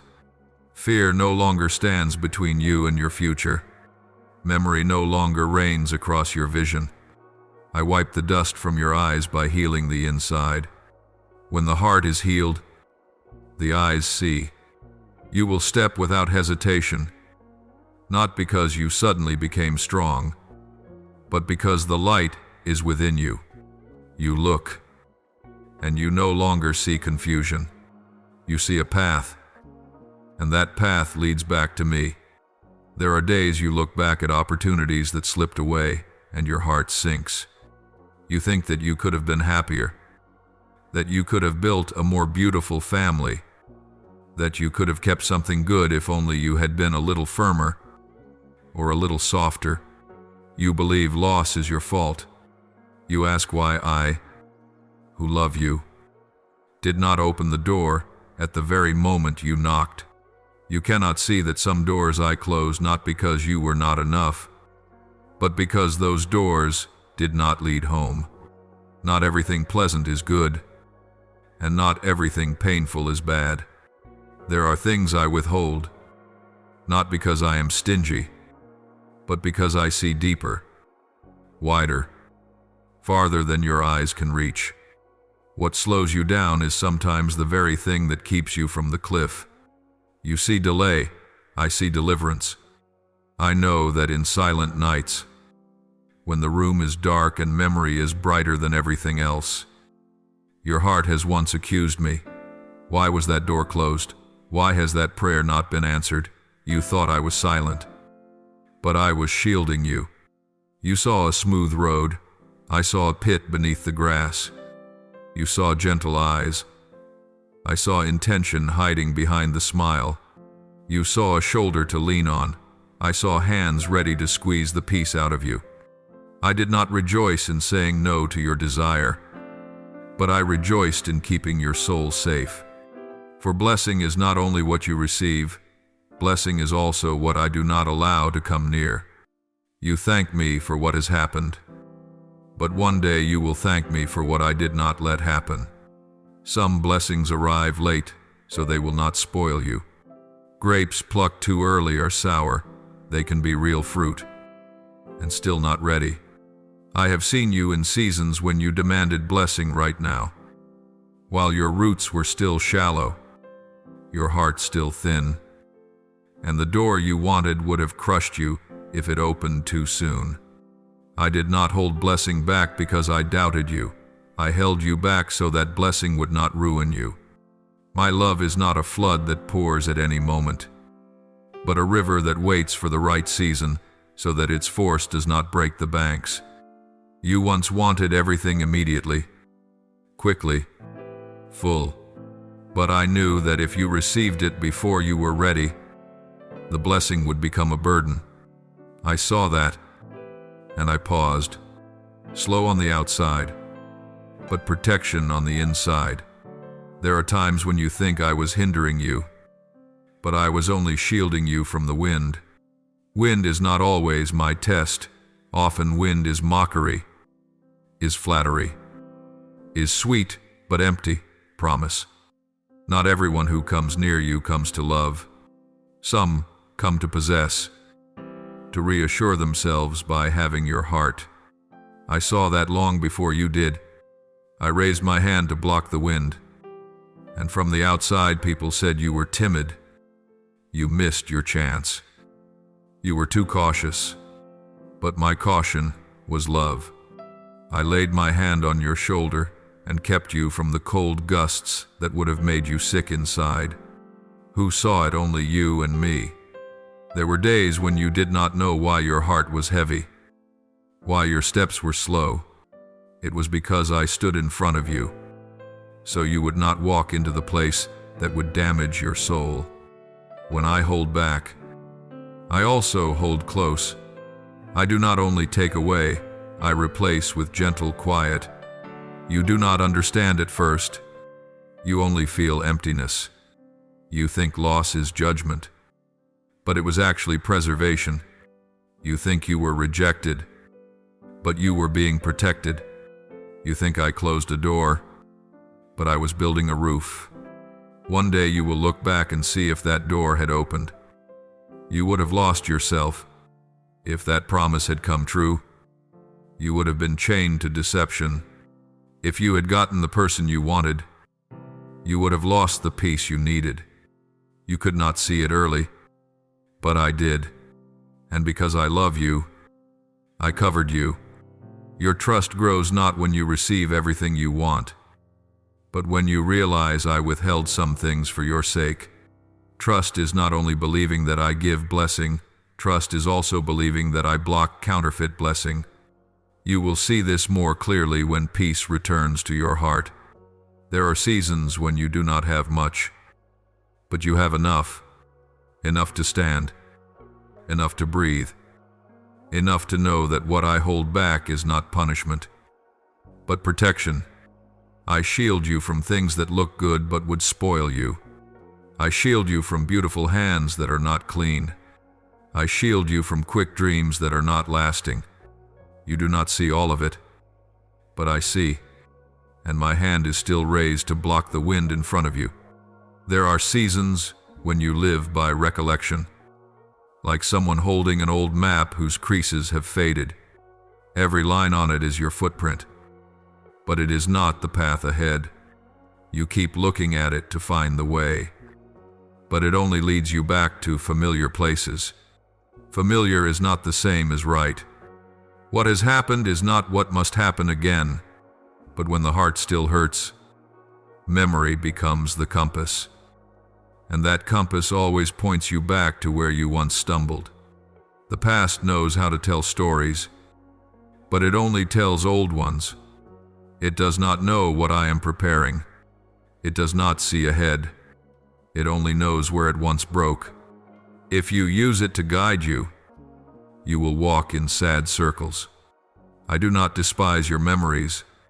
I do not belittle the days you cried. Every tear has been counted by me. I remember the nights you lay awake in the dark and only heard your heartbeat. Like a drum in an empty room, I did not abandon you in that darkness, but I also do not want those days to define the days to come. Your past is a teacher, not a compass. It teaches you what pain feels like, but it does not have the right to tell you where to go. There are lessons I want you to keep, but not roads I want you to repeat. You survived. You learned. That is enough. You do not need to sit in that classroom forever. You held on to memory as a map because memory made you feel safe. Even though it hurt, it was familiar. You knew the path in that dark place. You knew that dead end. You knew the feeling of loss. You knew the feeling of silence. You knew how to endure. But I did not design you only to endure. Endurance is not destiny. Endurance is a season on the way to destiny. The past taught you to guard yourself, to stay awake, to cherish kindness, to hear my voice. But a good teacher lets the student go. The past has taught you, now it must let you walk. If you keep holding the old map, you will forget that today I am guiding you by new light. When I take you out of places that once made you sad, you look back and think you are losing direction. You see your hands empty because they no longer hold a map. You feel strange inside because the old fears no longer pull you. You think you are lost, but you are not lost. You are simply no longer being led by the past. There is a lightness, a peace, a strange quiet when I lift the burden of memory from your shoulders. You do not know what to do with that first freedom, so you slow down. Slow is not weakness, slow is adjusting to new space. You sit and breathe long. The fear inside dissolves, not by effort, but by truth. The past no longer speaks in my place. There will be moments when you hear a call from the old things, come back. Here you know how to live. But that is only an echo. It is not direction. Echoes only repeat the past. They do not have a future. If you return, you will step into a place where life no longer lives. Only the aftertaste of what once was. You will find yourself shrinking, trying to fit back into a room too small for what I am doing. The past may be a beautiful room in memory, but it is no longer a place for you to dwell. You have grown, not because time passed, but because I touched you. I taught you through loss, but I will not let loss become your home. I want you to fold the old map, not to deny it, but to put it in its proper place. That map helped you understand what does not lead to life. It showed you where pain is, where lies are, where dead ends are. It served its purpose. But now I have a new map. You do not need to draw it. You only need to walk with me. I am the way, not memory. I am the light, not fear. I am the future, not the aftermath. When you look up, you see what memory cannot see. A wide road, not narrow, not shrinking your soul, not an alley, but a way, not a scar, but light. Some will accuse you for not living according to what you have been through. They repeat the old story to keep you there. They say you have changed, as if change is betrayal. But you are not betraying the past. You are simply not letting the past lead. The past is most honored when it has no authority. When you know what wounded you, you do not need to repeat it to prove anything. I have already proven what needed to be proven. You belong to me, not to harm. The lesson is finished. The map is folded. You stand up gently, not running, not rushing, simply walking. Each step is not escape, but moving forward. Very soon, you will see this clearly. You no longer need to ask the past what to do. You will ask me. You will hear my word before the old echoes. When you hear me, you walk towards spaciousness, not narrowness. You no longer choose a small road because you once stumbled. You choose the right road because you are being led. The past is only a lesson, not a map. The new map is in my hand, and I am leading you step by step. There are moments when memory enters like an uninvited guest, carrying echoes of days you were hurt. They remind you of harsh words, of abandonment, of careless actions, and your heart tightens like a shirt washed too many times. In those moments, the greatest temptation is to repeat, to give back what you received, to put your pain in someone else's hands so they will know how it feels. But my child, that never frees. That only forges another chain. What is given through harm will produce harm. Pain sown does not reap peace. A wounded person who wounds back does not heal themselves. They only deepen the cut. I have seen when you wanted to answer with bitterness. I have heard the sentence forming inside you, sharp as stone.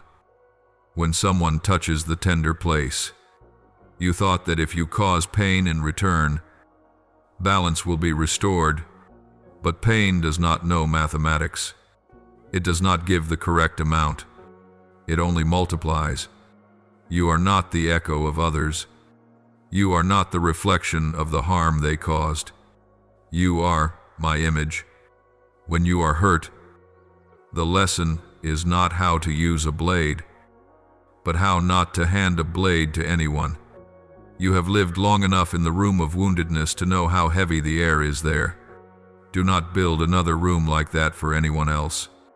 You are free to stop.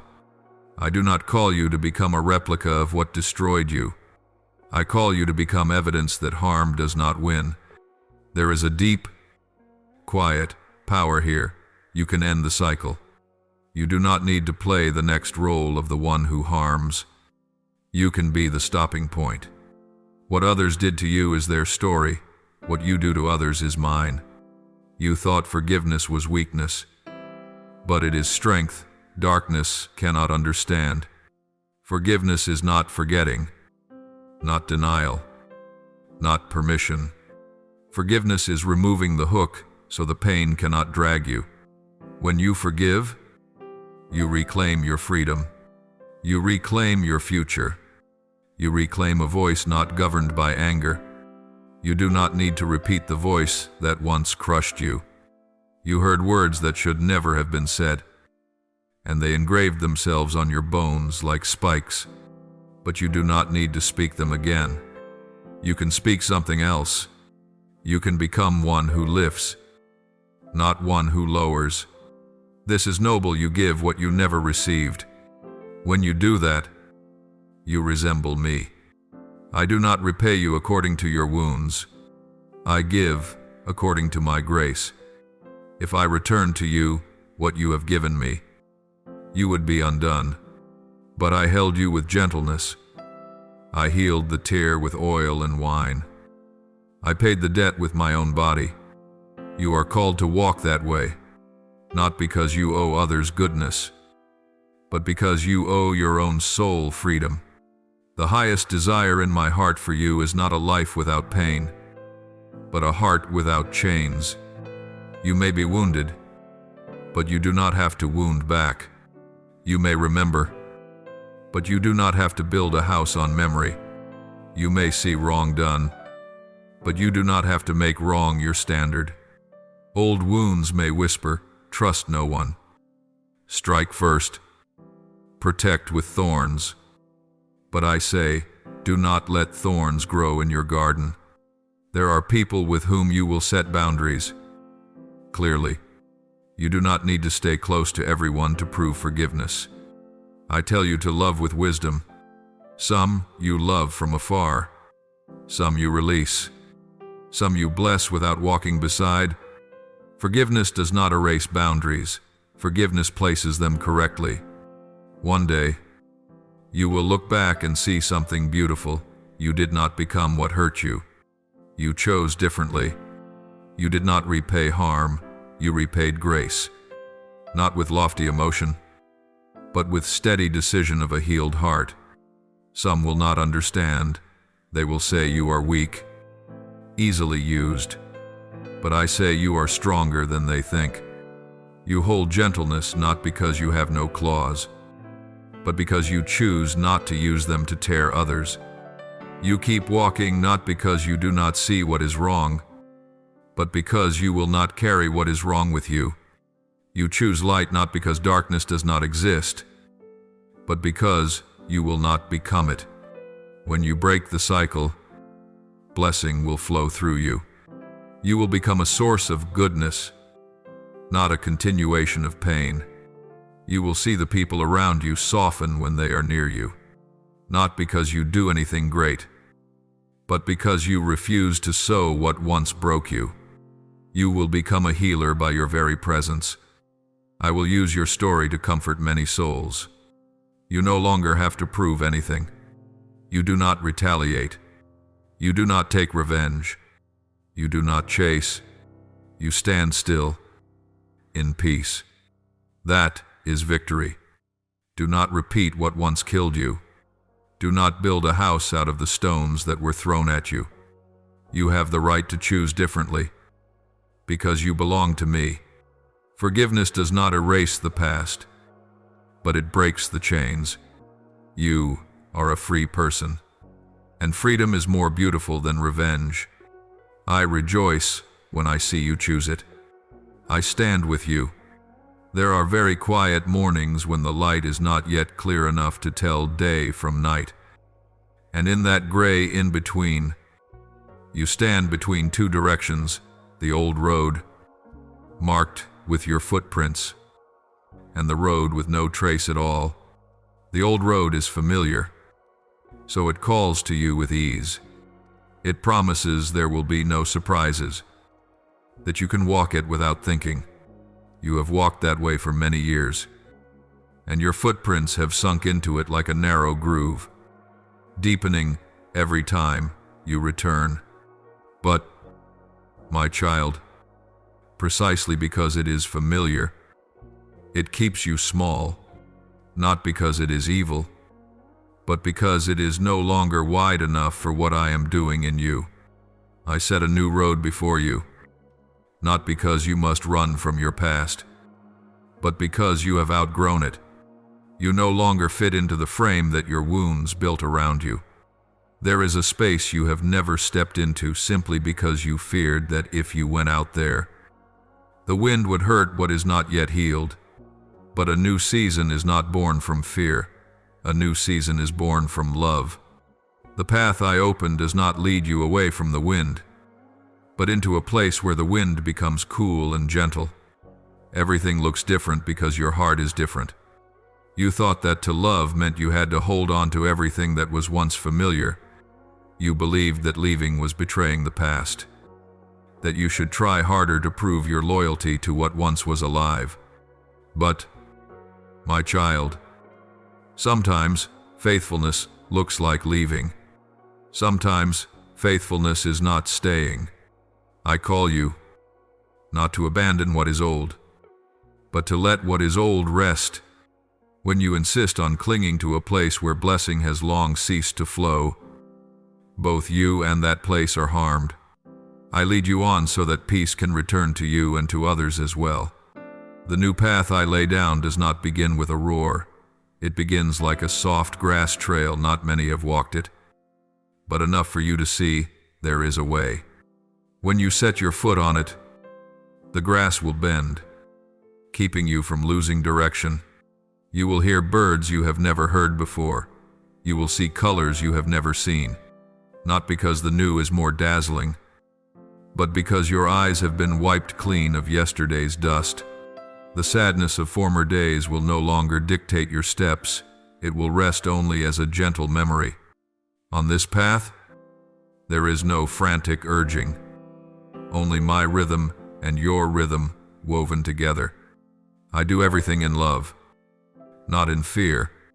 This road does not open to help you avoid pain, but to bring you into life. You will go forward not because you are running from someone, but because you are walking toward me. I do not say, run, I say, walk. Walk with an even pace. Walk with a quiet breath. Walk with your head lifted. You do not need to keep looking over your shoulder. You do not need to count what you have lost. Each step is an amen of body and soul. Each breath is an acknowledgement that I am leading you. One day you will stand somewhere along this road and realize that your heart has expanded more than you ever thought it could. You will laugh at yourself for once believing you were weak. You will walk like someone who has been invited, not like someone on the run. The old road will lie behind you, not as a wound, but as a witness. It taught you what no longer fits you. You will not despise your past. You will thank it. But you will not build your home there anymore. I go ahead of you. I stand waiting for you in the open field. The new season carries the scent of wet grass, fresh soil, and peace. This road is not chosen because you fear the old, but because you love what I am calling you into. Do not be afraid. You are not walking alone. Every step has me at your shoulder, and you will see, as your heart begins to glow, that where I lead you is never smaller than what you left behind. There are stretches of road you have walked dozens of times, so often that you think you know every tree, every bend, every streak of sunlight on the ground, and yet you still get lost, not because the path has changed, but because pain has clouded your vision. Pain makes you see everything through a scratched lens. The landscape warps. Truth is twisted. Light is broken into sharp fragments. You look at life through that lens and conclude that life is nothing but edges and shards. You look at others and assume everyone has an angle. You look at yourself and decide you are not enough. Pain does not only wound the heart, it blurs sight. My child, there are turns I have placed on your road long ago, openings I have carved out to rescue you, to lead you out of suffocation, to bring you into a spacious place. But you did not see them, not because they were not there, but because your eyes had not yet been wiped. Pain kept your gaze glued to the ground, to the cracks beneath your feet, afraid of tripping, slipping, falling. You did not dare look far. You thought life was nothing more than cautious steps along rough ground. But, my child, I did not design you to walk through life with your head permanently bowed. There are turns you missed simply because you were looking through pain. Grace is not a pill to make you forget your hurt. Grace is my hand laid upon your eyes. I do not tell you that pain never existed. I do not demand that you deny what happened. I simply place my hand over your eyes and whisper, "Look again." When I anoint your eyes, you do not just see the road, you see me on the road. You see that the turns which seemed random were actually written into the plan. You see that places you labeled as failures were in fact doors. You see that stretches you called lost were actually protection. You once believed every turn was a threat. You believed that change meant loss. You were afraid because you did not know what lay beyond the bend. Old pain taught you that surprises tend to hurt, so you avoided all surprises. But grace teaches you that the surprises that come from me bring life. When I lead you, a bend in the road is not a trap, it is an escape route. When your eyes are wiped clean, you will start to see light where before you saw only darkness. There are days I let you stand in the middle of the road and see nothing clearly, not because I have moved away, but because I am waiting for you to lift your head. I have set the turn right within your line of sight, but you are looking through the memory of hurt, not through a trusting heart. When you look through pain, you always see the worst first. When you look through grace, you see me first, and when you see me, you know that the turn cannot swallow you, it can only lead you on. When I anoint your eyes, your tears will fall, not tears of hurt, but of astonishment. You will weep because you will see I never left you. You will weep because you will realize I had prepared a way out even when you were sure you were cornered. You will weep because light will touch places you thought were dead. That is the moment when peace comes. Not from explanations, but from presence. By grace, you begin to see. From today on, when you come to a crossroads, you do not need to ask, "Is this place safe?" Ask instead, "Where are you standing if I am there?" You can step, not because you know, but because I know. Not because you see everything, but because I see everything. The turning is not your destiny. I am your destiny, and I will never lead you into any place where I am not with you. Lenses fogged by old tears. Lenses are cleaned with the oil of grace. When your eyes are clear, you will see what has been there all along. Your crossroads are my grace. There are days when you stand and imagine that all my choices about you must be based on what has hurt you. You assume I must weigh each scar, each tear, each shattering, as if your past were a report card and your future had to be built on cracked ground. But child, I do not choose you according to your wounds. I choose you according to the glory I placed in you before any wound existed. I choose you according to the light buried deep within your earthen vessel. a light that has never gone out. Even when the storm blew hard, you look at the wound and think it is the clearest part of you. But I look at the light and say that is what is true. Wounds can be loud sometimes. They tell stories. They demand attention. They want you to believe they are the center. They are like a dry mouth in the desert, shouting like an echo in a cave. But I do not give that voice the throne. I listen in order to heal, but I lead in order to reveal. The light I have placed in the clay is not meant to be locked away. It is not hidden behind a curtain of shame. I do not push you down to adjust to your wound. I lift you up according to my glory. I see the pearl hidden in the soil, not the mud clinging to its surface. You have thought my choice of you was a concession, as if I had to work with whatever broken pieces remained. But I do not build with fragments. I build with intention. When I call you, I am calling to the part of you that you have not yet seen. I am calling to the beauty you thought was lost. I am calling to the glory you never knew you carried. You do not need to hand me perfection for me to choose you.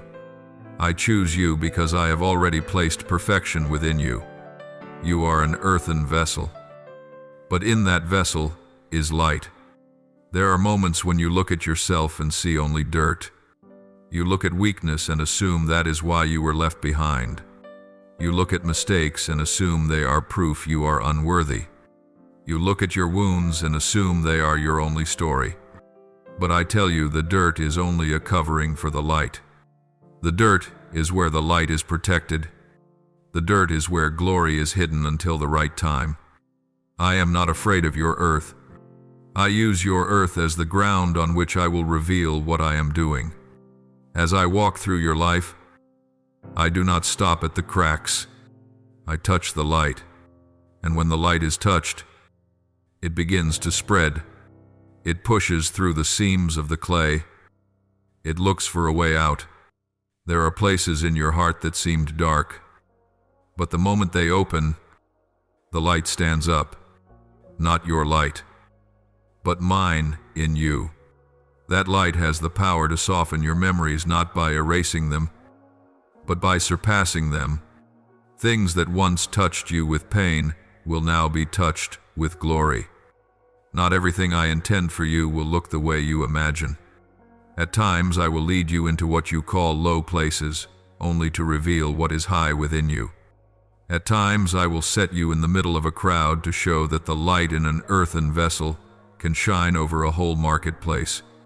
I did not choose you because you have no broken edges. I chose you to show how glory passes through broken edges. My light is not only on the mountain, my light is in the clay. You are one who carries glory, not one defined by wounds. What I am doing in you is not simply patching what is broken, but revealing what has never been seen. Every time you open your heart to me, the lid of the vessel lifts, and the light bursts out. Others will see and ask, "How can there be light here?" But you will know it is not because the clay is beautiful, but because I am inside. There is a deep difference between someone who has to run from what was and someone who steps into what is new.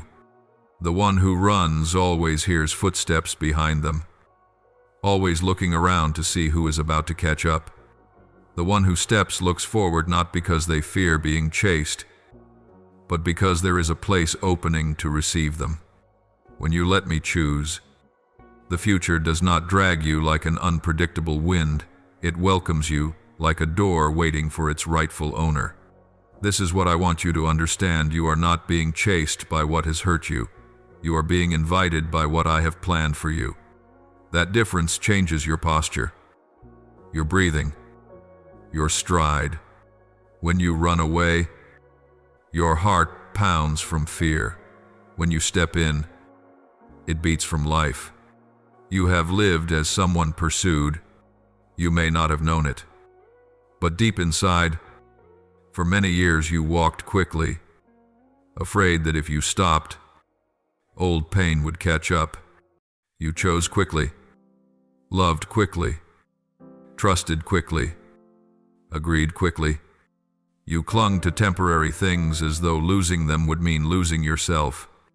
You called it responsibility, love, hope. But beneath it was fear of being left. You believed that if you ever stopped, silence would devour you, loneliness would lock you in, and memories would press on your chest until you could not breathe. Child, it is not silence that is killing you. It is running without rest. It is not solitude that imprisons you. It is not knowing you are awaited. When I choose, I do not choose according to how fast you run. I choose according to your breath in me. You do not walk because you must escape someone. You walk because there is a door meant for you. The door of blessing does not slam like a fortress gate. It opens like the threshold of home, where light seeps through the cracks and the smell of fresh bread spreads out. I am not inviting you into a stranger's house. I am inviting you home. The door waits for no one else. It waits for you. That is why you sense a call in your heart even when there is no sound outside. Blessing does not shout.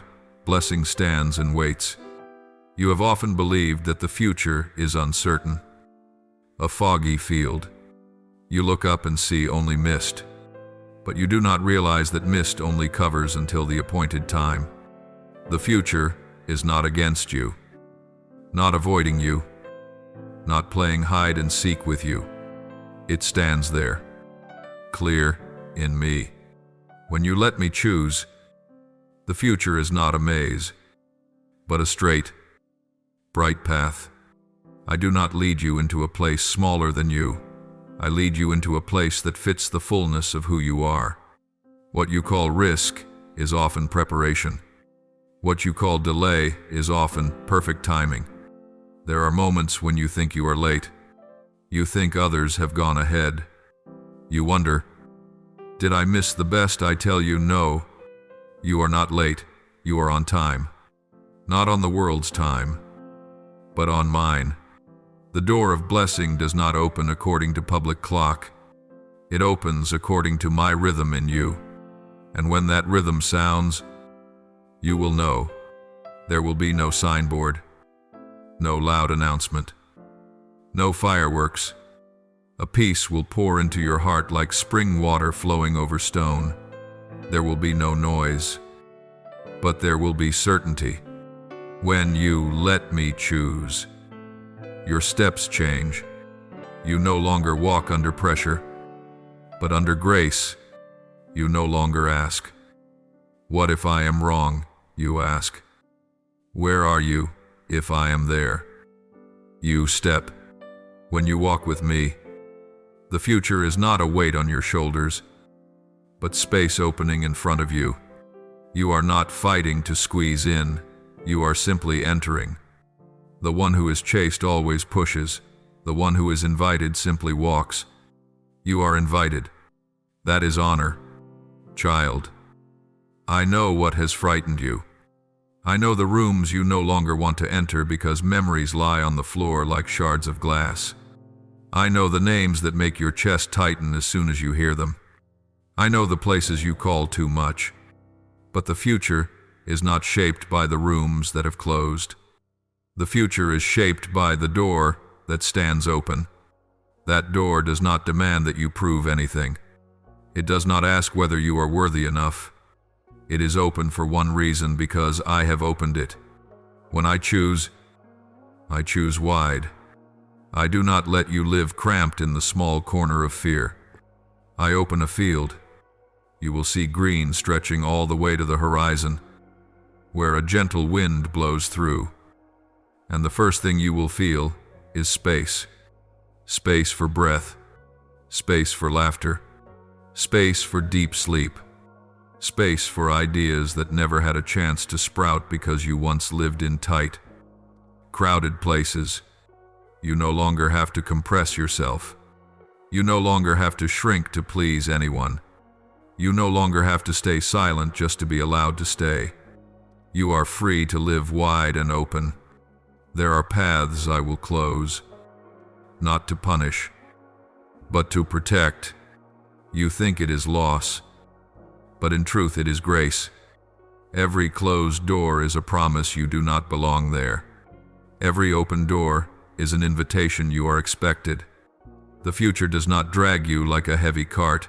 The future opens its arms to you like a mother welcoming her child home. Light is at the threshold. Warmth is in the room. And I am standing there. The day you step in, it will not be loud. No fireworks. No big drums. Only this: you will find yourself breathing more easily. You will be surprised at how light your heart feels. You will realize, I am no longer running. I am being received. That feeling is the sign. It is my voice that you hear in the deepest place. You will smile, a smile that is not tired. You will stand naturally, like someone who knows for certain that where they stand is right. No strain, no striving, no proving, just presence. When you let me choose, the future is not a violent wind pushing you along, but a gentle breeze lifting you up. It is not that you are driven away from pain, but that you are invited into blessing. This is glory, not to run, but to be welcomed. There is a great difference between a life built by reaction and a life built by vision. Reaction is when you look at what has happened and scramble to survive. Vision is when you look at me and step into what has not yet happened. Reaction always comes from tight spaces, from the small room where fear passes through, from the wound that once demanded the right to decide. Vision comes from the wide sky, from my breath, from a pure place not squeezed by memory. Your future is not born of reaction, but of vision. You were not made merely to avoid pain. You were made to step into what is beautiful. Reaction drains you. Reaction makes you spend your strength fighting what is already past. Reaction wearies you because it keeps pulling you back into yesterday. But vision makes you new. Vision does not revolve around the question, how do I avoid pain? Vision asks, what have I ordained? When you follow vision, you walk in light, not the light of circumstances, but the light from within, not the light of logic, but my light. Vision is the open door into the future. There were years when you lived by reaction. You answered blows with blows, lies with defenses, wounds with withdrawal. You formed small habits just to survive. You placed your heart in a small frame because it once felt safe. You grew used to lying close to the wall, used to retreating into the corner, used to watching everything before you moved, not because you were weak, but because you had been hurt. I know this. I was there, right where you thought I was absent. I do not blame you for reacting. I simply refuse to design your future around reaction. The future is not born out of what you fight against, but out of what you walk toward. When you pour your energy into resisting, you grow weary. When you pour your energy into stepping forward, you are renewed. I do not call you into human battles. I call you into the walk of the kingdom. In the kingdom, it is not the strongest who prevail, but those who listen and step. One day you will realize that the fiercest battles of your life did not require a sword, only a quiet step. Such is the paradox of heaven: less fighting, more walking, not because I am passive, but because power does not need display. You have grown used to fighting to protect yourself. You have grown used to explaining, proving, preserving, but vision does not need protection. Vision needs to be followed. When I show you something new, you do not have to worry about hiding it from others' eyes. You only need to be faithful to walk in it. Vision is not born from panic, but from stillness. It needs no noise. It needs no arguments. It needs no persuasion. Vision is the wide sky, where the wind blows and no one knows where it comes from or where it goes. You simply stand in that wind and let it carry you. When you view the future through the lens of reaction, you see danger.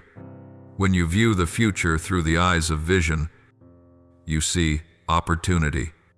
On the same road, one person sees a pit, another sees a pasture.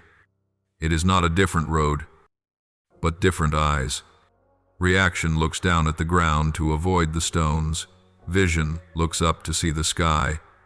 You may walk the same path, but not with the same posture. Some walk with vigilance and fear, others walk with lightness and hope. It is not circumstance that decides, but the vision within. I do not define your future by fear. I define your future by glory. Therefore, you do not need to plan based on what might hurt you. You plan based on what I will do in you. What I have called you to will arrive on time. You do not need to drag the future toward yourself. You only need to stay in step. Vision does not break in. It invites. It does not force. It opens. You will come to see that the future is not something to be seized, but something to be received. There are stretches of road you have walked with your whole body tensed. You thought what I ordained had to be pulled into being by force. But vision is not dragged, vision is followed. The one who lives by reaction sees a door and fights to get in. The one who follows vision arrives and knows the door is already open for them. No need to shove. No need to punch. No need to push. Only to arrive on time. That is why I delay certain things. Not because I forget, but because the time has not yet come. When the time comes, nothing will hold it back. When the time comes, you will know it not by a shout, but by peace. Peace is the sign of vision, not a fleeting feeling, but the foundation of the soul.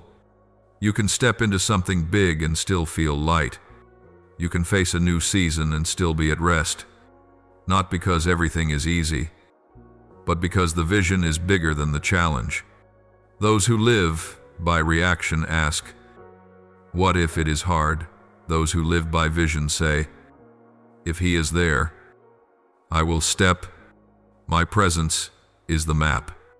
That is why you will breathe deeper in the coming season, not because there is less to do, but because there is less to fight. You thought your future had to be born out of what you managed to conquer, but your future is born out of what I have spoken. I speak before the battle ever happens. I speak before you are capable. I speak before you understand. Vision always goes a few steps ahead of you. I have placed it in front of you, not to hide from you, but to lead you. You will not have to chase it down. You will meet it as you walk in step. My child, the wide sky is waiting. You do not have to adjust yourself to fit into it. The wide sky has adjusted to welcome you. You do not have to shrink to fit. You do not have to bow to get through. You walk in upright and light. Here is the paradox. Those who fight much take few steps. Those who take many steps fight less. Vision does not need strain. It needs trust. You do not have to fully understand the vision to move. You only need to trust me enough to step. When I am the one who chooses for you, your steps become different. They are no longer the steps of someone groping and dodging, but the steps of one who knows they belong to the place they are walking into. There is a holy weight that is not heavy, a certainty that is not tense. That is what happens when the root is in me, not in fear. When your roots anchor deep into the rock, you do not need to exert yourself to stand. You simply stand. The wind may blow, the leaves may tremble, but the trunk does not break, not because the trunk is strong, but because the roots are deep. This is the secret of peace, not the absence of noise, but roots deeper than the noise. You used to walk with much suspicion. Every step was a test. Every choice was a potential mistake. You believed that safety came from analysis, control, prediction. You believed that if you understood enough, pain would never come again. But fear is liquid ground. No root can hold in liquid ground. When I am the foundation, you do not move because you fear. You move because you know. You know me, not everything else.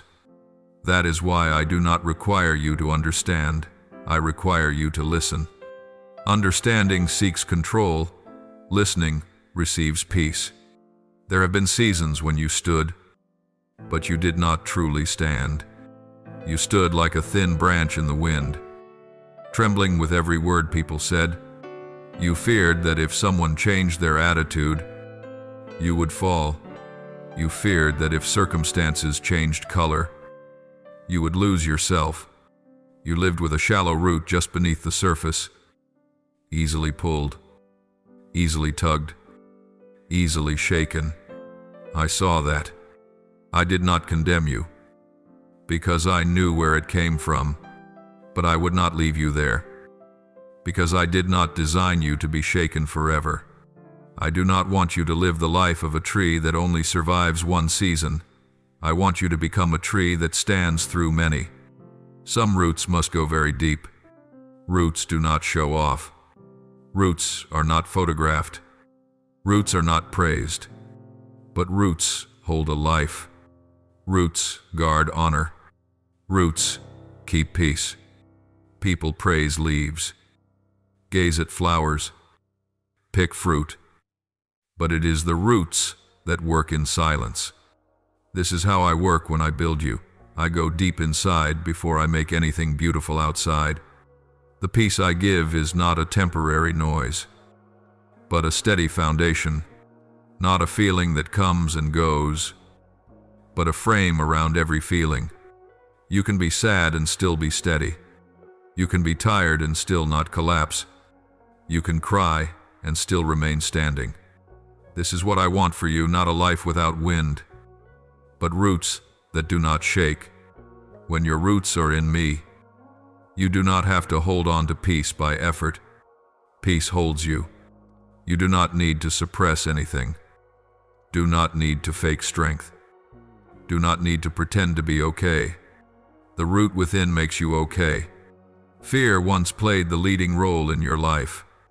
It used to command your steps. It used to say, "This is not safe." It used to pull you back from every opportunity. It used to force you to choose small, choose old, choose circles. But when I choose, fear no longer sits on the throne. It may speak, but it does not rule. It may whisper, but you no longer have to listen. Not because you have learned to silence it, but because you have learned to hear me louder. My peace will always be louder than the noise. You will recognize a sign of this season. You will walk lightly, yet surely, not loud, yet clear, not hurried, yet arriving. You will not need to strain to stand. You will not need to explain yourself to be understood. You will not need to prove yourself to be accepted. I am in the root, doing that for you. When your root is in me, you do not have to fear being uprooted. No one can pull out roots anchored in the rock. No circumstance can destroy a foundation that rests in me. On the day you stand like that, others will be astonished. They will see you at peace in moments when you, by all logic, should be anxious. They will see you quiet when everyone else is loud. They will see you walk straight when the road twists. They will ask, "Where does your strength come from?" You will not need a long answer. You will simply know your roots lie deep in me. That is why you do not fall. That is why you do not shake. Not because you are extraordinary, but because I am the foundation. When I am the one who chooses, you do not need to step hard to prove anything. You step lightly, yet firmly. You do not have to run to arrive. You move at the right rhythm. Peace leads the way. Peace is the sign that I am here. When you sense this in your heart, that weight which is not heavy, that firmness which is not tense, that stillness which is not laziness, know that the roots are at work. Do not panic because you do not see outward growth. True growth always begins underground, because your root is in me. Your future does not need spectacle. You will pass into the new season not with shouts, but with stillness, not by clinging, but by anchoring deep. I do not want you to become another storm in the storm of life. I want you to become a rock in the stream. There is one final choice I need you to see. With open eyes and a quiet heart, do not let the wound choose your future for you. Wounds always choose small, always choose narrow, always choose dark rooms and closed doors. They choose familiar spaces because those places do not demand courage. They choose people who once made you cry, because your heart already knows that rhythm. They choose what is old simply because fear has never met what is new. But the wound does not know blessing, it only knows the avoidance of pain. When the wound chooses, your future becomes a long, narrow, damp corridor with no windows. Only memories hanging on the walls. You walk through it without filling your lungs, without seeing far, without seeing wide. You survive, but you do not live. I say to you, do not let the wound choose. Do not let what once made you weep determine where you will laugh. Do not let those who once made you tremble decide where you will stand. Do not let the old room define the new house. Do not let sad memories become the architect of your future. Memory is not a blueprint. It is only evidence that you have lived, have loved. We have learned, have grown. Memory has no right to rule. The wound has no right to control. I am the one who calls. I am the one who chooses. I am the one who opens doors. Let me choose, and you will see blessing. When I choose, doors do not open just a crack. They swing wide, wide enough that you do not have to bend, wide enough for light to enter before you, wide enough for new wind to blow through your hair. I am not calling you into a cramped room. I am calling you into a field. Not a field of risk, but of blessing. In that field, you do not have to compete. Do not have to trade yourself away. Do not have to grab and clutch. You only need to walk. Blessing does not run away from you. Blessing looks for a place to land. And you are that place. When I choose, you will see this. The future is not chasing you. The future is welcoming you. You will find that you are not running from something, but stepping into something. That is the difference between living by fear and living by blessing. Fear makes you hide. Blessing makes you come. Fear makes you retreat. Blessing makes you advance. Fear makes you clutch. Blessing makes you open. In the place of blessing, you breathe easily, sleep deeply, smile gently, and walk steadily, not because everything is perfect, but because your roots are in me. There are seasons when I hold you back, not because I hold the blessing, but because I hold you so, the blessing will not ruin you. I know the weight of what I will give. I know glory can make an unsteady soul waver. I keep you in a quiet season so roots can go deep. I keep you in a silent season so bone can grow strong. I keep you in a still season so honor can be restored. When that season is complete, I open the door, and you step not with tension, but with grace, not to the sound of shouting, but to the whisper It is time. On that day, you will look back and breathe a long sigh, not out of regret, but out of gratitude. You will understand why certain doors closed, why certain people left, why certain seasons stretched long. You will see that what looked like loss was protection. You will know that what looked like delay was preparation. You will realize that what looked hidden was actually being seeded. You will say, I was not left behind, I was kept. Do not allow the wound to choose your future. Wounds choose according to fear. I choose according to destiny.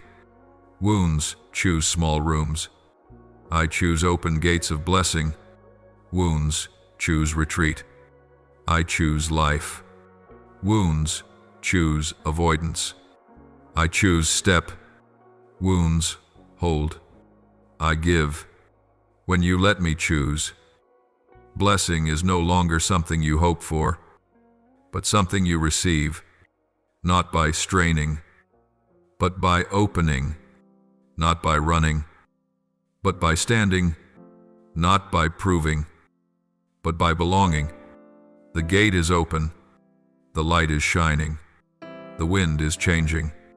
Do not return to the place that once broke you to look for healing. Healing is not there. Healing is where I wait for you. I am ahead, not behind. I call you by name, not by fear. I choose you by glory, not by wound. Do not let what once hurt you decide where you will rejoice. Let me choose and you will see blessing. Thank you for listening to today's message.